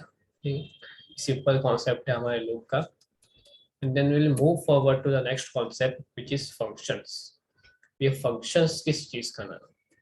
फंक्शन है ना एक ब्लॉक ऑफ कोड होता है जो कि स्पेसिफिक टास्क को परफॉर्म करता है। अभी हमारा ना जैसे कोई प्रोग्राम हम बना रहे हैं, तो प्रोग्राम क्या है, हम किसी एक चीज के प्रोग्राम बनाते हैं ना, जैसे कि हम कैलकुलेटर प्रोग्राम बना रहे हैं। कैलकुलेटर प्रोग्राम क्या करता है, कैलकुलेट करता है नंबर्स को। कैलकुलेट प्रोग्राम के अंदर ही बहुत सारे अलग स्पेसिफिक क्या होते हैं, सब प्रोग्राम्स होते हैं। जैसे कि एडिशन होता है, सब्ट्रैक्शन होता है, मल्टीप्लिकेशन होता है। सो कैलकुलेटर के अंदर ये सब प्रोग्राम्स है, और ये हम प्रोग्राम्स को ना बार बार करते हैं। जैसे कि कैलकुलेटर में आप लिखते हो ना 1+1 -2+1, मतलब आप प्लस को एक बार लिखे, प्लस को आप वापस से लिखे, आप प्लस को 2 बार लिख रहे हो, मतलब आप इस फंक्शन, मतलब आप इस प्लस का जो प्रोग्राम है आप उसको बार बार लिख रहे हो। मतलब ये जो प्लस का जो फंक्शन है ना वो बार बार यूज होने वाला है, प्लस का जो कोड है वो बार बार यूज होने वाला है। तो आप क्या करोगे, प्लस के कोड को ना एक साइड में स्टोर कर दोगे, एक चीज के अंदर स्टोर कर दोगे, एंड देन उस चीज को आप बार बार कॉल करते जाओगे। आपको ना बार बार प्लस का कोड लिखने की जरूरत नहीं है ना। तो फंक्शन का क्या होता है, सिंपल एक ब्लॉक ऑफ कोड होते हैं जो एक स्पेसिफिक टास्क परफॉर्म करते हैं। जैसे कि अभी मैं आपको एग्जांपल दूं फंक्शन का,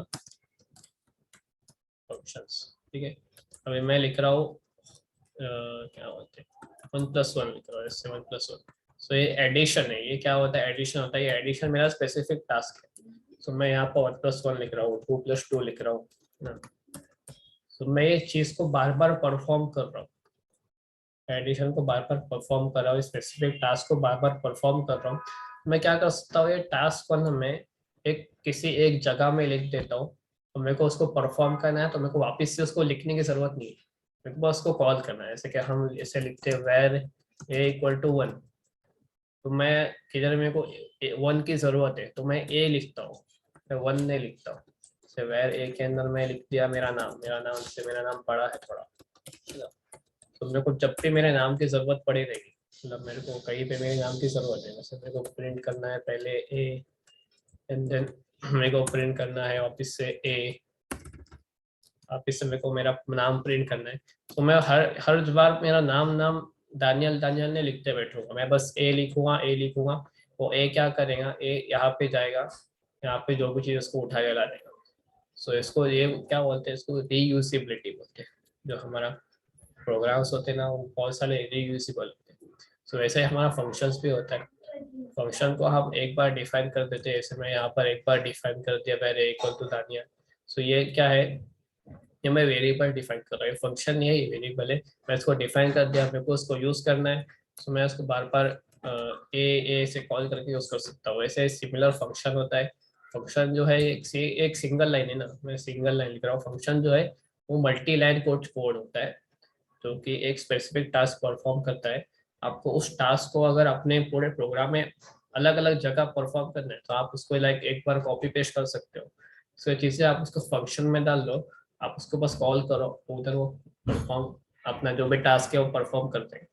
अभी फंक्शन का सिंटैक्स क्या होता है, जैसे हम लिखते हैं उसका, ये है हमारा फंक्शन। तो जैसे कि हम यहाँ पे वेरिएबल लिखते हैं, वेरिएबल का डेटा टाइप लिखते हैं, वेरिएबल का नाम लिखते हैं, एंड देन उसका इक्वल टू करके डेटा लाते हैं। वैसे ही फंक्शन का भी सिंटैक्स होता है, हम उसका कुछ टाइप होता है, फंक्शन का टाइप होता है, फंक्शन का टाइप लिखते हैं, फंक्शन का नाम लिखते हैं, एंड देन हम एक पैरेंथेसिस देते हैं, ब्रैकेट देते हैं, फंक्शन के अंदर जो भी कोड है वो इस कर्ली ब्रैकेट के अंदर लिखते हैं। जैसे मेरे को एक फंक्शन बनाना है जो कि ना मेरा नाम लेगा, और एक सिंपल फंक्शन बनाना है जो कि मेरा नाम प्रिंट कर रहा है। तो फंक्शन कैसे बनाते हैं, हम उसका पहले नाम लिखते हैं, जैसे फंक्शन का नाम लिख रहा हूँ मैं प्रिंट नेम। तो मैं ए कैसे लिखा हूँ, एक वेरिएबल है, वेरिएबल का नाम ए है, ऐसा मैं फंक्शन बना रहा हूँ प्रिंट नेम। तो ये फंक्शन का सिंटैक्स ये है, फंक्शन के कर्ली ब्रैकेट के अंदर मैं कुछ भी कोड लिख सकता हूँ, इससे मेरे को कोड लिखना है प्रिंट दानियाल। तो ये जो है ये एक स्पेसिफिक फंक्शन बन गया। So print name is a function, is a function which perform a specific task। वो टास्क क्या है कि भाई it prints name, prints the name. Function जो है प्रिंट नेम है, ये एक फंक्शन है, इसका टास्क क्या है कि भाई ये नेम को प्रिंट करता है। तो अभी मेरे को इस फंक्शन को कॉल करना है, जैसे मेरे को ए को कॉल करना है तो मैं क्या लिखता हूँ, सिर्फ ए लिखता हूँ। भाई मेरे को इस फंक्शन को बुलाना है कि भाई मैं लिख तो दिया कि भाई मैं एक चीज डिफाइन कर दिया हूँ, बता दो सब बताता हूँ रिटर्न टाइप का। सो मैंने लिख दिया प्रिंट नेम, प्रिंट नेम के अंदर मैं कोड लिखा हो प्रिंट दानियल डॉलर। अब मेरे को इस चीज को बुलाना है, सो मैं इस चीज को कैसे बुलाऊंगा, मैं लिखूंगा प्रिंट नेम, उसका नाम है, नाम लिखूंगा, एंड देन जो कर्ली ब्रैकेट है, कर्ली ब्रैकेट देके सेमीकोलन दूंगा ना, इसको सेव करता हूँ। मैं ऊपर वाले को कमेंट कर देता हूँ, इसको भी कमेंट कर देता हूँ, ठीक है। मेरा ये जो कोड है, कोड में मैंने एक फंक्शन बनाया, फंक्शन का काम है कि भाई वो बस प्रिंट करेगा। मैं इसको बना दिया हूँ, लेकिन मैं इधर ए कैसे लिखा हुआ है, ए इक्वल टू दानियल, ये क्या किया, मैं दानियल को बस ए के अंदर सेव किया हूँ। ऐसे ही मैं ये जो ब्लॉक ऑफ कोड है, मैं इसको इस चीज के अंदर सेव करके हूँ, फंक्शन नेम, प्रिंट नेम के अंदर सेव करता हूँ। अब मेरे को उसको बुलाना है, तो मैं उसको ऐसे बुला सकता हूँ, print name and then angular curly braces round bracket,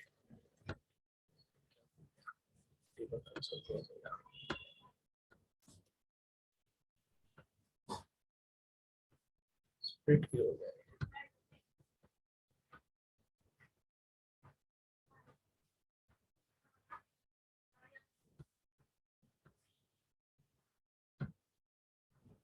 हाँ, फंक्शन के अंदर फंक्शन बना सकते हैं।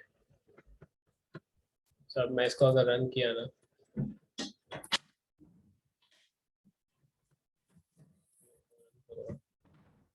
तो उस समय को दानियाल डोलारे प्रिंट करके दे दिया। अब मैं इस प्रिंट नेम को हटा दे रहा हूँ, एक फंक्शन में डिफाइन किया हूँ, मतलब समझ लो कि मैं एक वेरिएबल बनाया हूँ, वेरिएबल के अंदर मैंने ना इसके अंदर जो भी है वो चीज स्टोर कर दिया हूँ, लेकिन मैं उसको कॉल ही नहीं किया, मैं उसको बुलाया ही नहीं। तो अब मैं इसको रन करूंगा ना, मेरे को आउटपुट ही, मेरे को उसको बुलाना है तो मैं उसको ऐसे बुला सकता हूँ, उसका नाम दूंगा, ब्रैकेट डालूंगा एंड सेमीकोलन। मैं इसको रन किया तो उसने मेरे को प्रिंट करके दे दिया। अभी जो हम बाहर मेन लिखते हैं ना, मेन मेन बिना एक फंक्शन होता है, मैंने ये भी एक फंक्शन है, इसके अंदर हमारा पूरा प्रोग्राम होता है। तो एक फंक्शन के अंदर मैंने एक फंक्शन लिखा, तो ये चलता है, function inside a function is possible. अब मैं ये प्रिंट नेम को ना बाहर भी लिख सकता हूँ। प्रिंट नेम क्या है, मेरा एक ब्लॉक ऑफ कोड है, इसको मैं सेव किया, मैं प्रिंट नेम को ना मेरे मेन के बाहर लिख रहा हूँ, लाइन नंबर 3 और 5 पे लिख रहा हूँ, है ना। तो प्रिंट को यहाँ पे लिखा, अब मैं नीचे जाऊंगा ना, मेरे मेन के अंदर मैं प्रिंट नेम को बुला रहा हूँ, मतलब मेरे प्रोग्राम के अंदर मैंने प्रिंट नेम डिफाइन किया हो, एक फंक्शन डिफाइन किया हो जिसका नाम है प्रिंट नेम, ठीक है। तो print name is a function which print the name, and मैं इसको मेरे मेन फंक्शन के अंदर कॉल कर रहा हूँ। अब मैं इसको रन करूंगा ना, मेरा आउटपुट सिमिलर आएगा।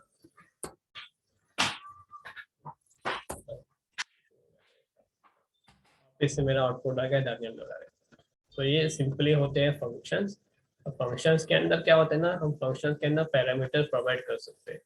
तो पैरामीटर क्या होते हैं, जैसे मेरे को ना एक और फंक्शन बनाना है, मैं क्या करता हूँ, मैं फंक्शन मेन के अंदर ये सब बनाता हूँ कि फंक्शन के अंदर फंक्शंस पॉसिबल है।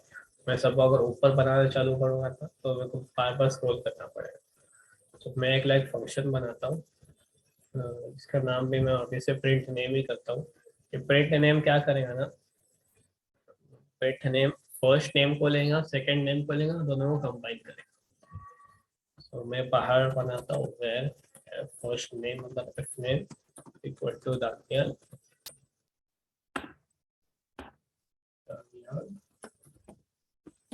and then where l name which is last name equal to $। मेरे को एक ऐसा फंक्शन बनाना है जो कि फर्स्ट नेम को ले, लास्ट नेम को ले, एंड दोनों को कंबाइन करे। तो दोनों को कंबाइन करने के लिए हम डायरेक्ट प्रिंट में लिख सकते हैं, या तो फिर हम वेरिएबल में लिख सकते हैं, variable full name equal to, तो ये क्या लेगा, तो फर्स्ट पहले वो लास्ट नेम को लेगा, एल नेम को लेगा, एंड देन को ऐड करेगा। सच हम स्ट्रिंग ऐसे ही लिख सकते हैं, direct L name space and then F name. हमने लिख तो दिए, लेकिन ना ये एल नेम और एफ नेम ये इसको मिलेंगे कहाँ से, हमारा ब्लॉक ऑफ कोड है ना, हमको ना इस चीज को पास भी करना पड़ेगा। तो हम इसको ना यहाँ पे पास कर सकते हैं, F name and then L name, ठीक है। तो एफ नेम का हम टाइप बोलेंगे ये स्ट्रिंग टाइप का, एंड देन ये भी जो है ये स्ट्रिंग टाइप का है। तो अभी मैं लिख तो दिया, इसको सेव किया फुल नेम के अंदर, मैं इसको प्रिंट करूंगा, प्रिंट फुल नेम, तो अब मैं इसको रन कर रहा हूँ, कुछ हुआ नहीं। क्यों नहीं हुआ? क्योंकि मैंने प्रिंट नेम का एक फंक्शन बना तो दिया, फिर मैं इसको कॉल नहीं किया। तो मैं यहाँ पर इसके नीचे इसको कॉल करता हूँ प्रिंट नेम। तो मेरे से फर्स्ट नेम मांग रहा है, लास्ट नेम मांग रहा है, तो मैं इसको पास कर दे रहा हूँ एफ नेम और लास्ट नेम, जो कि हमने एफ नेम और लास्ट नेम में पहले से ही स्टोर कर दिया था। तो मैं अभी इसको रन कर देता हूँ।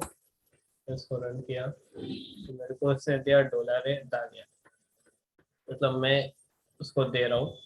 पहले मैं दो वेरिएबल में स्टोर कर रहा हूँ, मेरा first name last name, and then मैं एक फंक्शन डिफाइन किया जो कि फर्स्ट नेम लेगा, लास्ट नेम लेगा, एंड देन वो दोनों को ज्वाइन करेगा, वो दोनों को एक साथ ज्वाइन करेगा। इसके अंदर लास्ट नेम पहले लिखेगा एंड देन फर्स्ट नेम बाद में लेगा, देन उसको प्रिंट करेगा। तो ये मेरा एक ब्लॉक ऑफ कोड में डिफाइन कर दिया। अब मेरे को एक ब्लॉक ऑफ कोड को कॉल करना है, तो मैं प्रिंट नेम नाम उसका दे दिया, प्रिंट नेम कॉल किया, एंड देन यहाँ पे उसको जो रिक्वायर्ड है, क्या रिक्वायर्ड है प्रिंट नेम को, एक फर्स्ट नेम रिक्वायर्ड है, एक लास्ट नेम रिक्वायर्ड है। तो मैं प्रिंट नेम को फर्स्ट नेम दे दिया जो कि मेरे को यहाँ से मिल रहा है, मैं प्रिंट नेम का लास्ट नेम, मैं इसका नाम चेंज कर देता हूँ प्रिंट फुल नेम। जैसा काम वैसा नाम, क्या कर रहे हैं, पूरे नेम को प्रिंट कर रहे हैं। अब मैं इस कोड को उठा के मैं बाहर भी लिख दिया, ऊपर मेन के ऊपर लिख दिया, सेव किया। और अब मैं इसको रन करूँगा तो अभी भी ये चलेगा, कि भाई मैं उस फंक्शन को डिफाइन कर चुका हूँ, चाहे वो मेन के अंदर हो चाहे वो मेन के बाहर हो, तो वो रन करेगा। अभी ये जो हमारा फंक्शन है ना, फंक्शन का सिंटैक्स हम देखेंगे ना, तो यहाँ पर रिटर्न टाइप कुछ लिखा हुआ है। रिटर्न टाइप क्या होता है कि भाई ये फंक्शन किस चीज को रिटर्न कर रहा है, मतलब क्या डेटा रिटर्न कर रहा है। अभी जो हमारा फंक्शन हम बनाए हैं ऊपर, एक प्रिंट नेम फंक्शन है, एक प्रिंट फुल नेम फंक्शन है, दोनों फंक्शन क्या कर रहे हैं, बस प्रिंट कर रहे हैं। ये लोग ना बस खाली प्रिंट कर रहे हैं, ये कुछ रिटर्न नहीं कर रहे, तो इसलिए हम इसका रिटर्न डेटा टाइप ना वॉइड कर सकते हैं। वॉइड क्या होता है, वॉइड मतलब कि भाई कुछ रिटर्न नहीं कर रहा है। अगर कुछ न्यू लाइन में प्रिंट कर सकते हैं, टाइप दिखाओ। न्यू लाइन प्रिंट करना है तो भाई आपको लिखना पड़ेगा /n, फिर कर दो लास्ट नेम, देन /n लिखा, तो ये क्या करेगा, मेरा लास्ट नेम पहले प्रिंट करेगा, एंड देन नेक्स्ट लाइन पे जाएगा /n से, एंड देन वो मेरा फुल नेम प्रिंट करेगा /n से।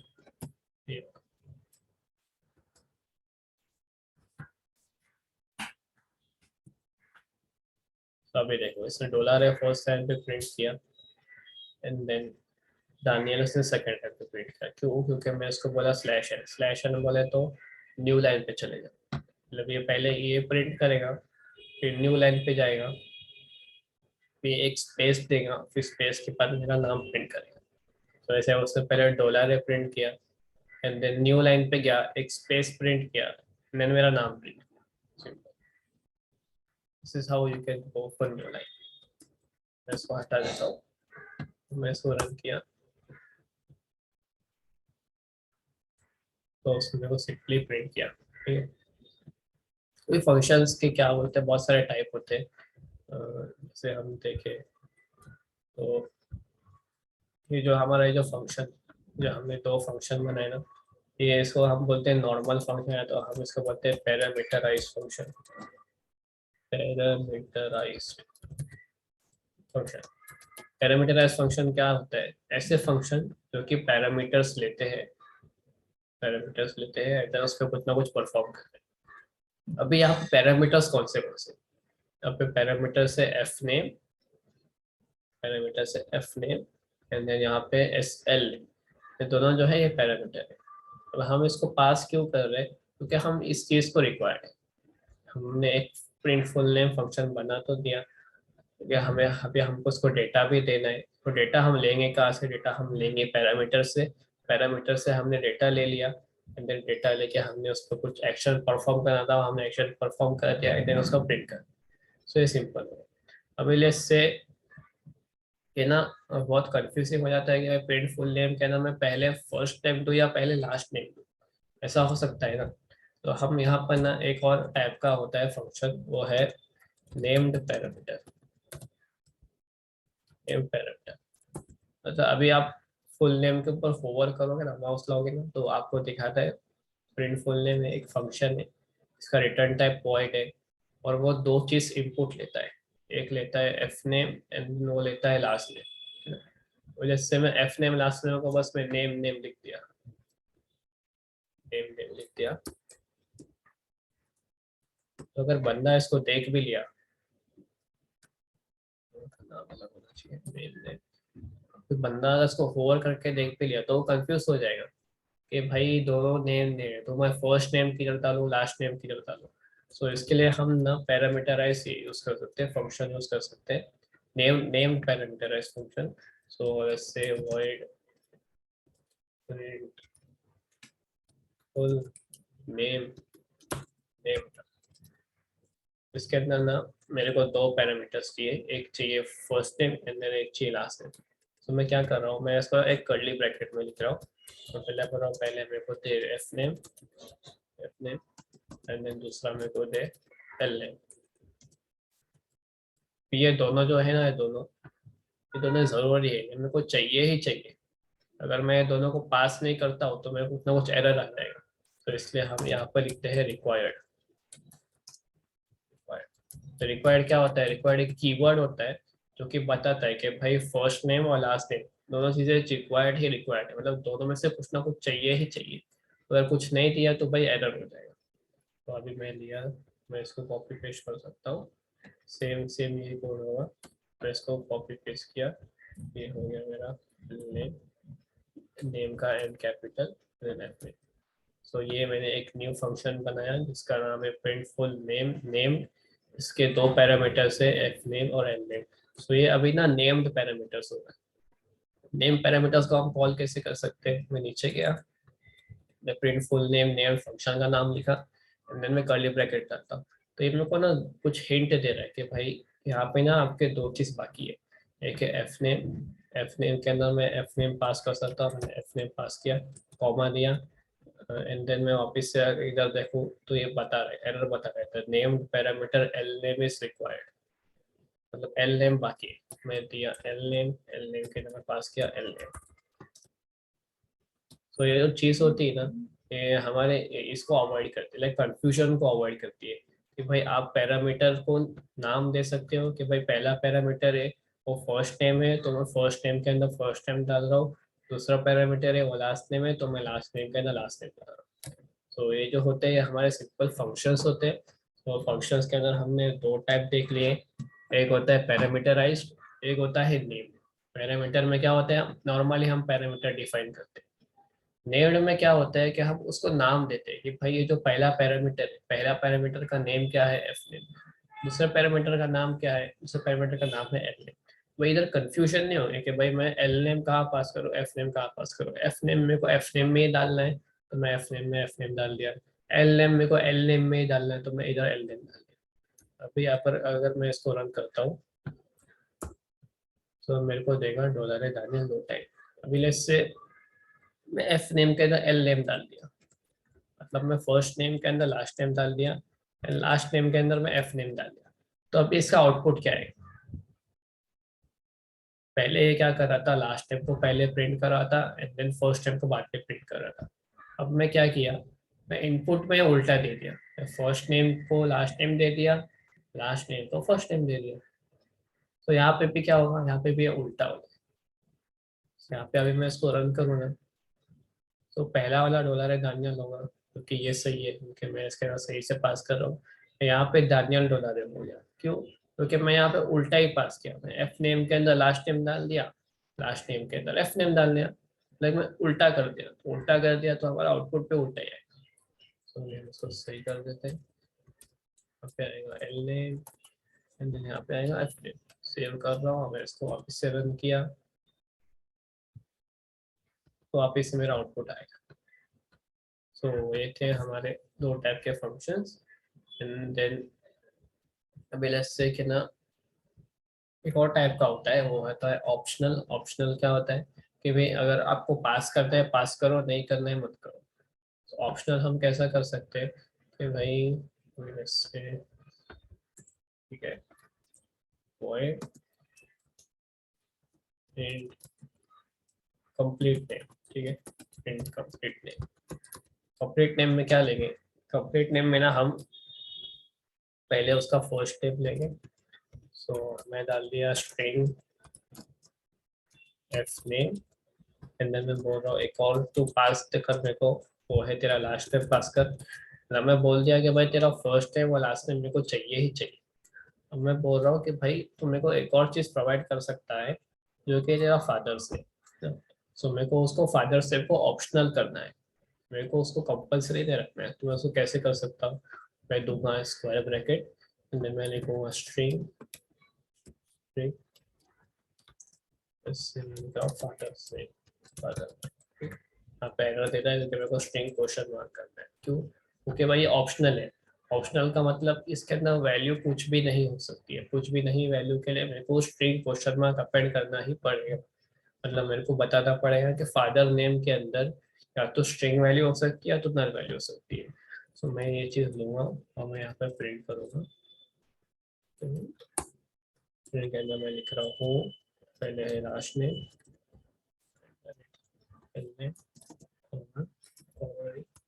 Dollar first name and then dollar father name. So अभी मैं कंप्लीट नेम फंक्शन को कॉल करूँ नीचे जाके। सो मैं यहाँ पे दिया कंप्लीट नेम।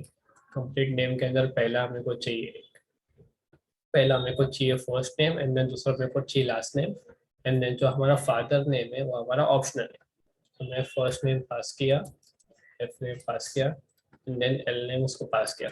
अब मैं इतना अगर देके रन करूँ तो मेरे को आउटपुट देगा वो dollar A Daniel and null. Null क्यों, क्योंकि भाई हमने फादर नेम पास ही नहीं किया इसलिए वो नल दिया। अब मैं फादर नेम पास करता हूँ, इससे मैं फादर नेम पास किया ए बी सी डी, ठीक है। तो मैं इसको रन किया, मेरे को दिया dollar A Daniel A B C D.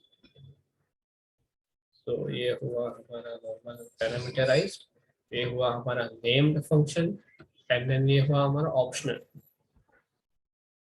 Parameterised name parameterised, ये हुआ ऑप्शनल पैरामीटर, ऑप्शनल पैरामीटर। तो यहाँ पे जो हमारा फादर नेम है वो हमारा हो गया ऑप्शनल, ठीक है। तो ये होते हैं हमारे डिफरेंट टाइप्स ऑफ फंक्शंस। क्या आपको ये सब समझा है, function, formal function, name function, parameterized function, optional parameterized function. Simple जो है ये 3 टाइप के फंक्शन है। हमारे पास एक और फंक्शन भी होता है, यस नो यस नो। समझा है तो यस, कुछ डाउट है तो आप पूछ सकते हो।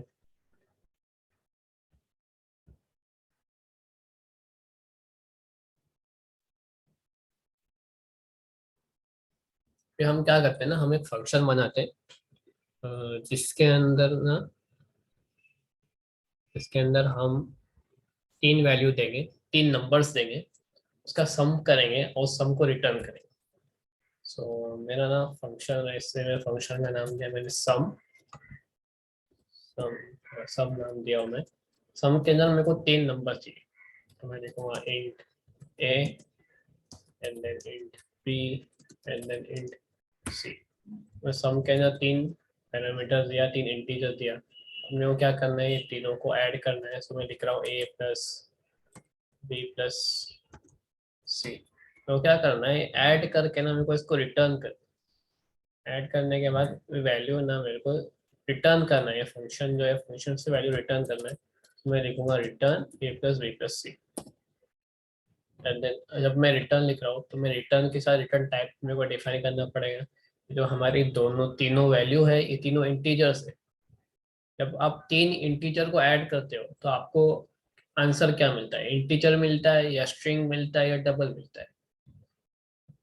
अगर 3 नंबर को ऐड करोगे जैसे 1 प्लस 2 प्लस 3, तो आपको आंसर क्या मिलेगा, 7 इंट मिलेगा, ठीक है। 1 प्लस 2 प्लस 3 कितना होता है, 6 होता है, आपको 6 मिलेगा। तो 6 का टाइप क्या हुआ, 6 का टाइप हुआ इंटीजर। इसलिए हम सम का जो रिटर्न टाइप है, सम का जो रिटर्न टाइप है वो हम देखेंगे इंट। इंट क्या लेते हैं, मैंने लिखा इंट सम, मतलब सम जो है सम वो रिटर्न करेगा इंटीजर डेटा। तो सम हमारा 3 इंटीजर एक्सेप्ट करेगा, तीनों को ऐड करके रिटर्न करेगा। क्या रिटर्न करेगा? एक इंटीजर डेटा टाइप। हमें कोई सम फंक्शन को यूज करना है, तो मैं कैसा यूज करूँ? सम सम के अंदर मैं 3 वैल्यू पास करूंगा, 1, 2, 3। सम के अंदर मैं 3 वैल्यू पास किया, मैं इसको सेव किया। मैं ऊपर के जो ये फंक्शन कॉल है मैं इसको कमेंट आ देता हूँ। मैं इसको कॉल किया एंड मैं इसको रन किया, तो कुछ आउटपुट किया है। क्यों? क्योंकि जो सम है ना, ये सम क्या कर रहा है? सिर्फ वैल्यू को रिटर्न कर रहा है। हमने यहाँ पर कहीं पर प्रिंट लिखा नहीं है। अगर हम प्रिंट लिखते तो यहाँ पर कुछ ना कुछ आउटपुट आता, अभी तक प्रिंट हमारा आउटपुट नहीं आता।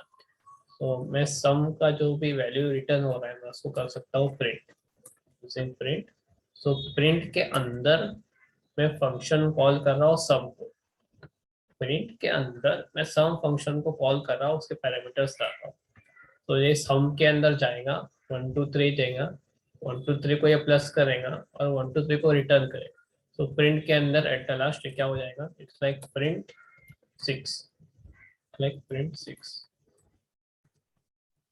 तो ये हमारा फंक्शन पूरा रिटर्न कर देता है, तो उसका आंसर आएगा प्रिंट 6। तो हमारा आंसर आया 6। सिमिलरली जो सम से हम वैल्यू जो रिटर्न है उसका हम स्टोर भी कर सकते हैं वेरिएबल में, जैसे variable addition equal to sum of 1, 2, 3। ठीक है, मैं लिखता हूँ 3, 2, 3। ठीक है, एंड देन मैं करता हूँ प्रिंट एडिशन। तो ये सबसे पहले क्या प्रिंट करेगा? 3 + 2 + 3 क्या आंसर होता है?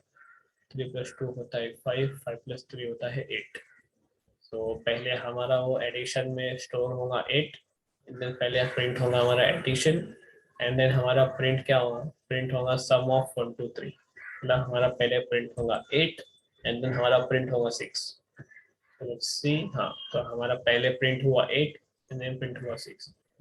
सो फंक्शन का बेसिकली एक ही काम होता है कि आपका जो कोड है, मतलब फिलहाल तो हम बहुत छोटे छोटे फंक्शन लिख रहे हैं, आप बड़े बड़े फंक्शन लिख सकते हैं और आप उसको रीयूज कर सकते हैं। जैसे है ना, ये तो सिंपल, ये सम का फंक्शन सिंपल ही होता है। हमारे पास बहुत सारे कॉम्प्लेक्स फंक्शन होते हैं, जैसे sum of N number. Sum of N number मतलब आपको क्या करना है? आपको मैं एक ये दूंगा, ऐसा फंक्शन बनाना है एक जो कि आपको नंबर दूंगा जैसे 10, आपको 1 to 10 के नंबर का सम करना है और आपको उसको रिटर्न करना है। हमने लूप में देखा था कि हम कैसे लूप यूज करके सम को जनरेट कर सकते हैं 1 to 10 का। हम उसी लूप को एक फंक्शन के अंदर लिखेंगे एंड देन उसको बार बार रीयूज करते रहेंगे। जैसे summation of N number, sum of N number function बनाएगा। इससे मैं लिखता हूँ sum of N and then मैं इधर पास कर रहा हूँ इंट एन। तो ये क्या करेगा? ये हमारा से हम वेर सम इक्वल टू 0, सम को 0 से स्टार्ट करेंगे एंड देन हम यहाँ पर लिखेंगे for loop for var I equal to 1 से var I is less than N equal to N करते, देन आई प्लस प्लस को क्या करना है? Sum plus equal to I. ठीक है, sum plus equal to I किया, तो हमारे सम की वैल्यू क्या आ जाएगी? सम की वैल्यू 1 से लेकर n, अभी n की वैल्यू मैं 10 देता हूँ, n इक्वल टू 10 देता हूँ।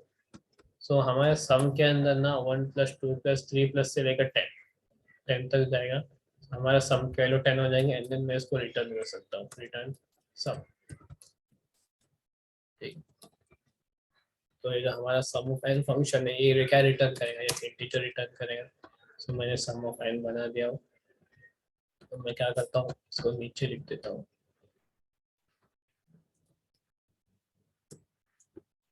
इसको कमेंट मार देता हूँ, इसको यहाँ पे लिखा, कॉल कर रहा हूँ sum of n and then n के अंदर 10 डालता हूँ। सो ये हमारा वैल्यू रिटर्न दे रहा है, तो हम इसको प्रिंट कर सकते हैं, से प्रिंट। तो ये हमारा फंक्शन जो है ये हमारा 1 से लेकर 10 तक नंबर को ऐड करेगा एंड देन उसको प्रिंट करेगा और 55।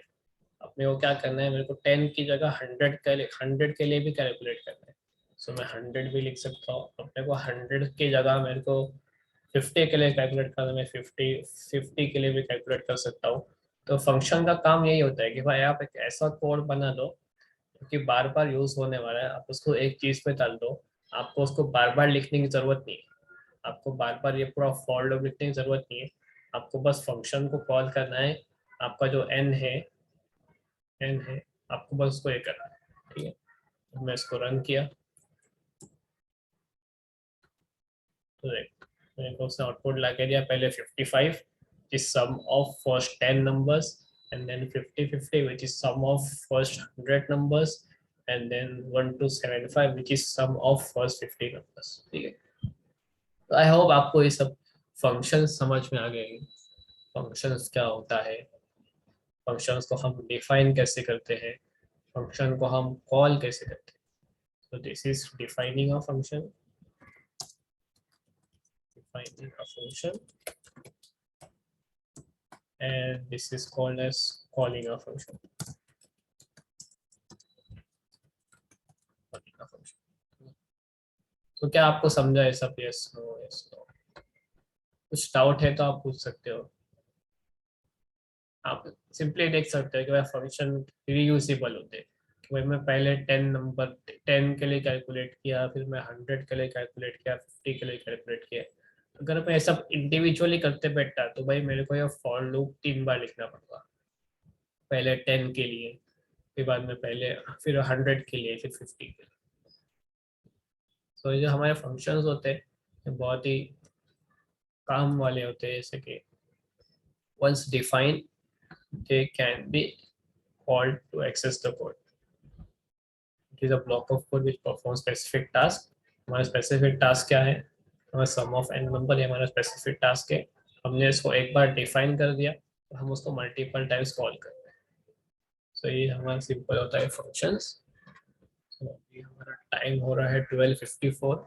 आपको अगर कुछ डाउट है तो आप डाउट पूछ लो, सेशन एंड करने का टाइम हो गया।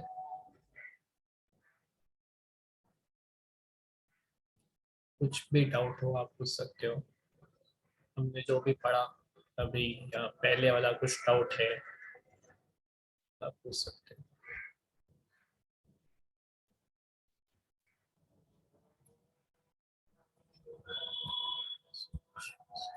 Which is better declaring inside a function और आउटसाइड अ फंक्शन?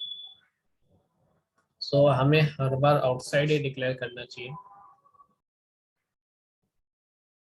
इनसाइड में इसलिए किया हो क्योंकि बस मेरे को बार बार स्क्रॉल करना पड़ता है ऊपर नीचे। हमेशा जब भी फंक्शन है उसको हम मेन फंक्शन के बाहर डिक्लेयर करें तभी वो जाके रीयूजेबल हो। लेट्स से मैं मेन फंक्शन के बाहर एक और फंक्शन बना रहा हूँ, इसका नाम दिया एबीसीडी नाम दे रहा हूँ, नाम दे रहा हूँ उसका रीयूज। रीयूज तो ये फंक्शन के अंदर ना मेरे को ना तो मेरा सम ऑफ एन फंक्शन है, इसको कॉल करना है। अगर मैं सम ऑफ एन लिखता हूँ, सम ऑफ एन वर्ड करता हूँ तो ये बोलता है undefined name sum of N, मतलब डिफाइन ही नहीं हुआ है। क्यों? क्योंकि मैं सम ऑफ एन को मेन के अंदर लिखा हूँ। अगर मैं सम ऑफ एन को बाहर लिखता हूँ, मैं सम ऑफ एन को बाहर लिखता हूँ, मेन ये हमारा मेन यहाँ पर खत्म हो रहा है, सम ऑफ एन को यहाँ पे लिखा हूँ, मैं यहाँ पे जाऊँगा तो ये क्या अब ये डिफाइन कर नहीं बता रहा है, क्या बता रहा है कि भाई तू उसका पैरामीटर पास कर, पैरामीटर में पास किया हुआ। अब देख सकते हो अगर सम ऑफ एन को मैंने मेन के अंदर डिफाइन किया था तो वो एरर दे रहा था। अगर मैं सम ऑफ एन को इधर से हटा देता हूँ मेरे को एरर देगा, क्या देगा कि सम ऑफ एन डिफाइन ही नहीं। तो मैं इसको वापस से यहाँ पर लाऊंगा तो एरर हट जाएगा कि भाई ठीक है सम ऑफ एन डिफाइन है। So it's better to write function outside a function, and function inside a function का भी अपना यूज होता है। तो ये आपको अगर एक फंक्शन के अंदर आपका मल्टीपल चीज जो कि रिपीट हो रही है आपको उसी को बार बार कॉल करना है तो आप फंक्शन इनसाइड अ फंक्शन भी यूज करते हैं।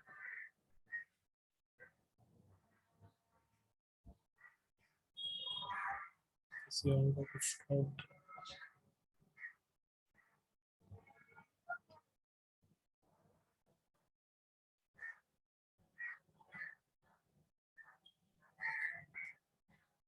आज के दिन हमने बहुत सारी चीज़ें कवर करी, स्टार्टिंग फ्रॉम लूप्स। लूप्स होते हैं 3 टाइप के। कौन से टाइप के लूप होते हैं, जल्दी जल्दी से लिख दो। 3 ही टाइप के होते हैं। while loop, and then for loop, then एक और बच गया for while do while। yes, so हमारे 3 टाइप के लूप होते हैं। लूप का बेसिकली यही काम होता है कि भाई जो चीज़ रिपीटेटिवली करना है हम उसको लिख देते हैं अंदर, वो अपने आप करते जाता है। एंड देन हमने देखा फंक्शंस। फंक्शंस क्या होते हैं? फंक्शन जैसे रीयूजेबल ब्लॉक ऑफ कोड होता है, इसका एक स्पेसिफिक काम होता है। ये हमारा सम ऑफ एन फंक्शन है, इसका स्पेसिफिक काम क्या है कि भाई ये एन नंबर्स का सम निकाल के देता है। सो फंक्शंस के अंदर भी कुछ टाइप होते हैं, जैसे कि हमने ऊपर डिफाइन किया था।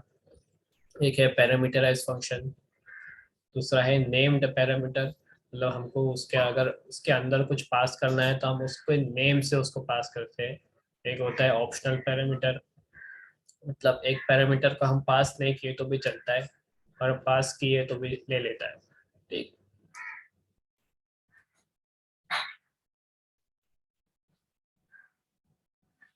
Without parameter, yes without parameter भी होता है,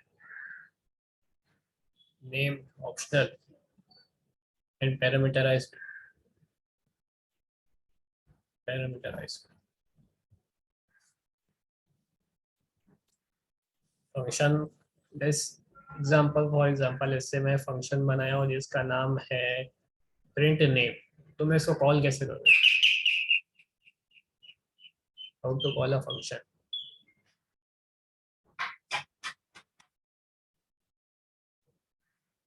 फंक्शन को कैसे कॉल कर सकते हैं? क्या सिंटैक्स यूज होता है फंक्शन कॉल करने में?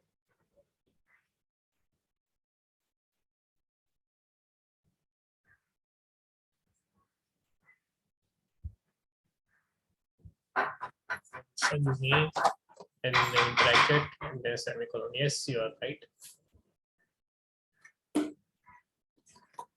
तो ये हमारा बेसिक सिंटैक्स होता है फंक्शन डिफाइन करने का। फंक्शन नेम होता है, रिटर्न टाइप होता है, and then block of code होता है, एंड देन हमारा ये होता है फंक्शन कॉल का। फंक्शन कॉल हम कैसा करते हैं? हम लिखते हैं उसका नाम सम ऑफ एन, देन जो भी उसका ब्रैकेट है, अगर पैरामीटर है तो पैरामीटर पास करते हैं बस। तो ठीक है, मैं आपको एक कोड अभी अपलोड कर देता हूँ। वो एग्जाम भी दे जाना है, सो थिंक सो रात तक या शाम तक कर दूंगा मैं कोड को अपलोड। सो आई होप किसको और किसी और को कुछ डाउट नहीं है। अगर डाउट है तो आप ग्रुप पे पूछ सकते हो। And then tomorrow will be continuing our Dart workshop. Dart का डे 3 होगा, जो भी हमारा बचा हुआ कॉन्सेप्ट है वो हम पूरा कल कवर कर लेंगे। So that's it for today. भी आज़ाद भी हो रही, इसलिए एंड कर देते हैं मीटिंग को। So thank you everyone at present. हाँ, आप प्रैक्टिस करोगे तो आपको अच्छे खासे डाउट होंगे। आप प्रैक्टिस करो, आप जितना प्रैक्टिस करोगे आपको उतना डाउट होंगे, आपके सब जितने भी थॉट्स हैं सब क्लियर हो जाएंगे, डाउट भी सब क्लियर हो जाएंगे। Yes, thank you. So recording stop कर देता हूँ।